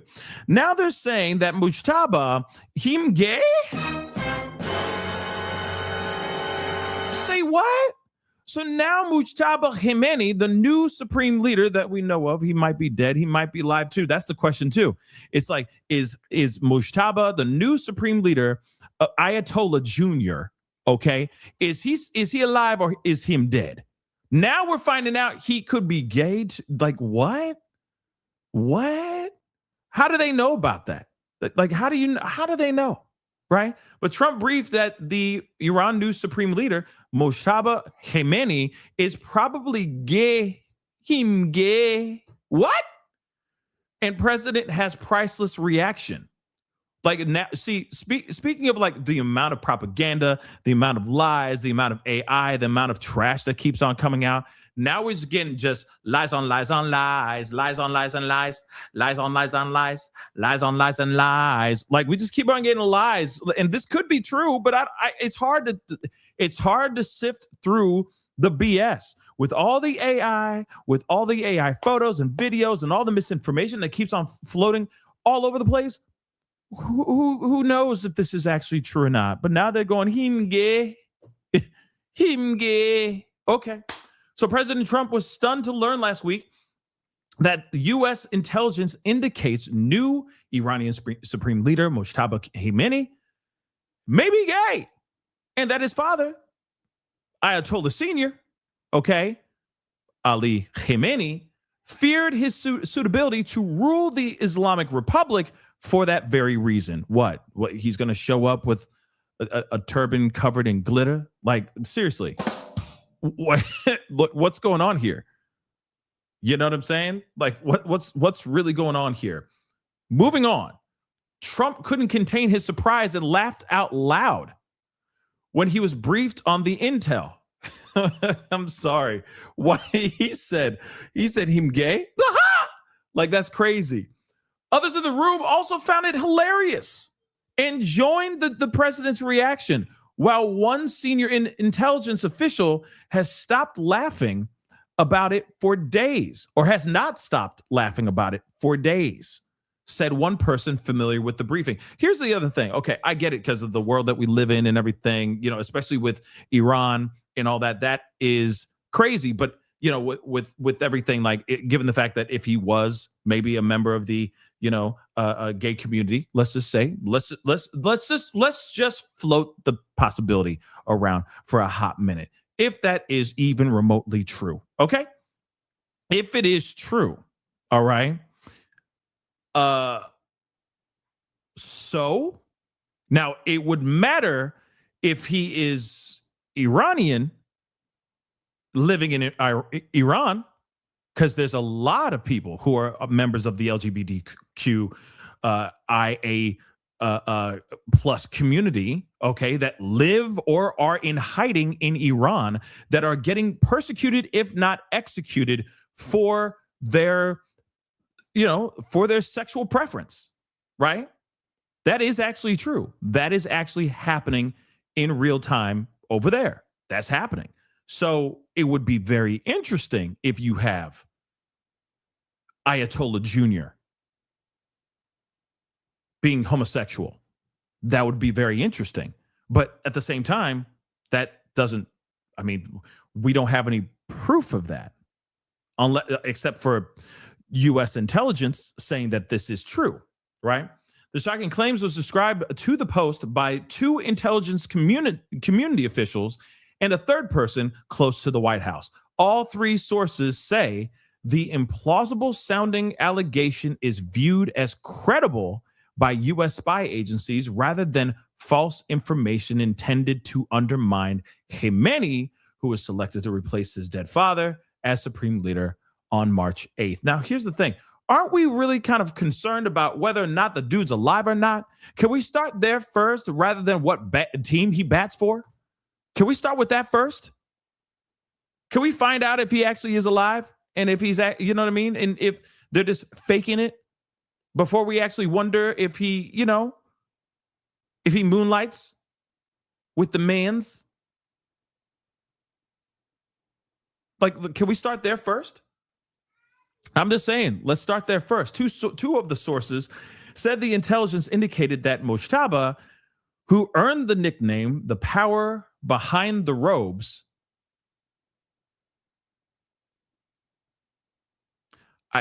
I didn't write this, while serving as his dad's gatekeeper, has had a long-term sexual relationship with his childhood tutor. What? That sounds like he's a victim. That sounds like a victim situation. Okay. The third source said the intelligence indicated the affair was with a person who formerly worked for the Khamenei family. Mojtaba, who's believed to have been wounded, which we, like I said, we are wondering if he's still alive or not, has made aggressive sexual overtones to men caring for him, allegedly, possibly while under the influence of heavy medication. Well, he could think that could be, you never know, he might be talking crazy. If you might be under the, if you got some stuff pumping in your veins and you just out your damn mind, doesn't automatically mean that you're gay. Yeah, it said power behind the robe. Yeah, the power behind the robe. Yeah. There's a double meaning in that. Moving on, U.S. spy agencies do not have photographic evidence of his alleged sexual attraction to men, but the sources insisted the tip is solid. I can't write this. I didn't write this. But the tip, just the tip, is solid. With one saying, it was derived from one of the most protected sources that the government has. And that's Trump just guffawing. Yeah. So the fact that this was elevated to the highest of high levels shows you there's some confidence in this, which type of purported sexual orientation has been whispered about inside Iran since at least May of 2024, or at least at the May 2024 helicopter crash that took the life of then President Ibrahim Razi. Ali Khamenei, presumed favorite to be the next supreme leader, sources said. Within the U.S. government, it's been a pretty closely held piece of information. One insider said Trump previously dismissed Mujtaba as a lightweight and an unacceptable choice to run Iran. I'm sorry. The new supreme leader is widely considered to be someone who would not bend to U.S. demands. He would not bend to U.S. demands to abandon the nuclear and ballistic missile programs that prompted Operation Epic Fury. Some elements of his actual life have been reported before and may lend credence to the allegation. A classified U.S. diplomatic cable from 2008, published by WikiLeaks, described Mujtaba as being treated in the UK for impotence, though the report did not verify what may have caused that condition. So he married.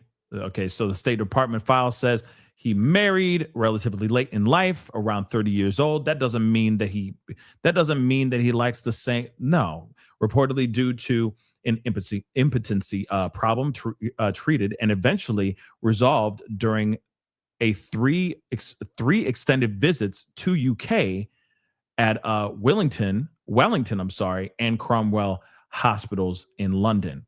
Okay, so he was expected by his family to produce children quickly, but needed a fourth visit to UK for medical treatment. After a stay of 2 months, his wife got pregnant. Okay, so they had a teenage son. And that son reportedly died in the airstrike that took out his father as well. So again, all that work to be able to have a child, and then that son also dies in this airstrike alongside his father. Okay, let's be real. Now, again, he does have another son and a daughter, but at the same time, I could see him being pretty pissed off on why. I could see him. I could see the revenge arc. Do you not see it? Okay. But now they're coming out saying that he needs to come out the closet is absolutely insane to me. They say that him gay. I'm coming out. Yeah. Crazy. Genobi, after a year of trashing allies, he now needs other countries' help in straits. Today, European countries and Canada said no. More expected to say no. This isn't our fight. We didn't start this. Yeah. That's also true. He even said we protect them, but when we ask for their help, they don't want to come in and help. That's literally what he said during that press conference. Pretty insane, right? Moving on. Thank you, Sirens. I appreciate it. Trump stated he predicted 9/11. Yes, he did. He did say that. He wrote about it in a book. Yes, he did. He literally said he wrote it in a book. Is it true that he said verbatim, I have a feeling something bad's going to happen because of bin Laden? I don't know. But it's crazy that this is not the first time he said that live on a mic. He has said that several months ago at another event where he said, I wrote a book And in that book, I said Osama bin Laden should have been taken out a long time ago. And there you have it. Now we have 9/11. If they just read my book or even just listened to what I was saying, then we wouldn't have had 9/11. So he has actually said that. But here's the thing. Mojtaba Khamenei being gay. If that is actually true, that's absolutely insane. Just because he had an issue, maybe he just had a malfunctioning weed whacker, does not automatically mean that he's not willing to cut the grass. You see what I'm saying? Okay? Just because, if he's out there trying to if there is actual proof of him actually trying to talk to other weed whackers, that's another conversation. But if he's sitting there going like, I'm trying to cut the grass, I'm trying to cut the grass, but there's not enough gas in the damn tank for my thing to go. So the is going on. He went to a hospital to go and get it taken care of. And it's not like he went to some sort of conversion camp. He went to a hospital to get it taken care of. So his weed whacker was not whacking. Does that mean him gay? Does that mean him gay? I don't know about that. That's a pretty nasty rumor, if you ask me. If it is a rumor, that's pretty nasty to put out here. Trying to, you know what I mean? Now we at high school. We're first throwing bombs at each other. Now we're doing high school stuff. Now we're saying, oh, did you hear that? Him gay. You know what I'm saying? Isn't that wild? We in high school. We in high school. I heard his weed whacker don't work. It only works for other weed whackers. Okay. He wants to play joust with his weed whacker, with other weed whackers. You know what I'm saying? Yeah. Crazy. Okay. I'm sorry. I just don't see it. Okay. Assalamu alaikum. I don't see it. I don't know. Allah Akbar. I don't see it. But you never know. You never know. He was able to father other children. He sired other children. Now that doesn't here it is though. Hold on. Let's not get it twisted. That doesn't automatically mean that just because he sired children, that doesn't automatically mean that he's straight too. So I know this is a very, very bumpy ride. Okay, that's what he said too.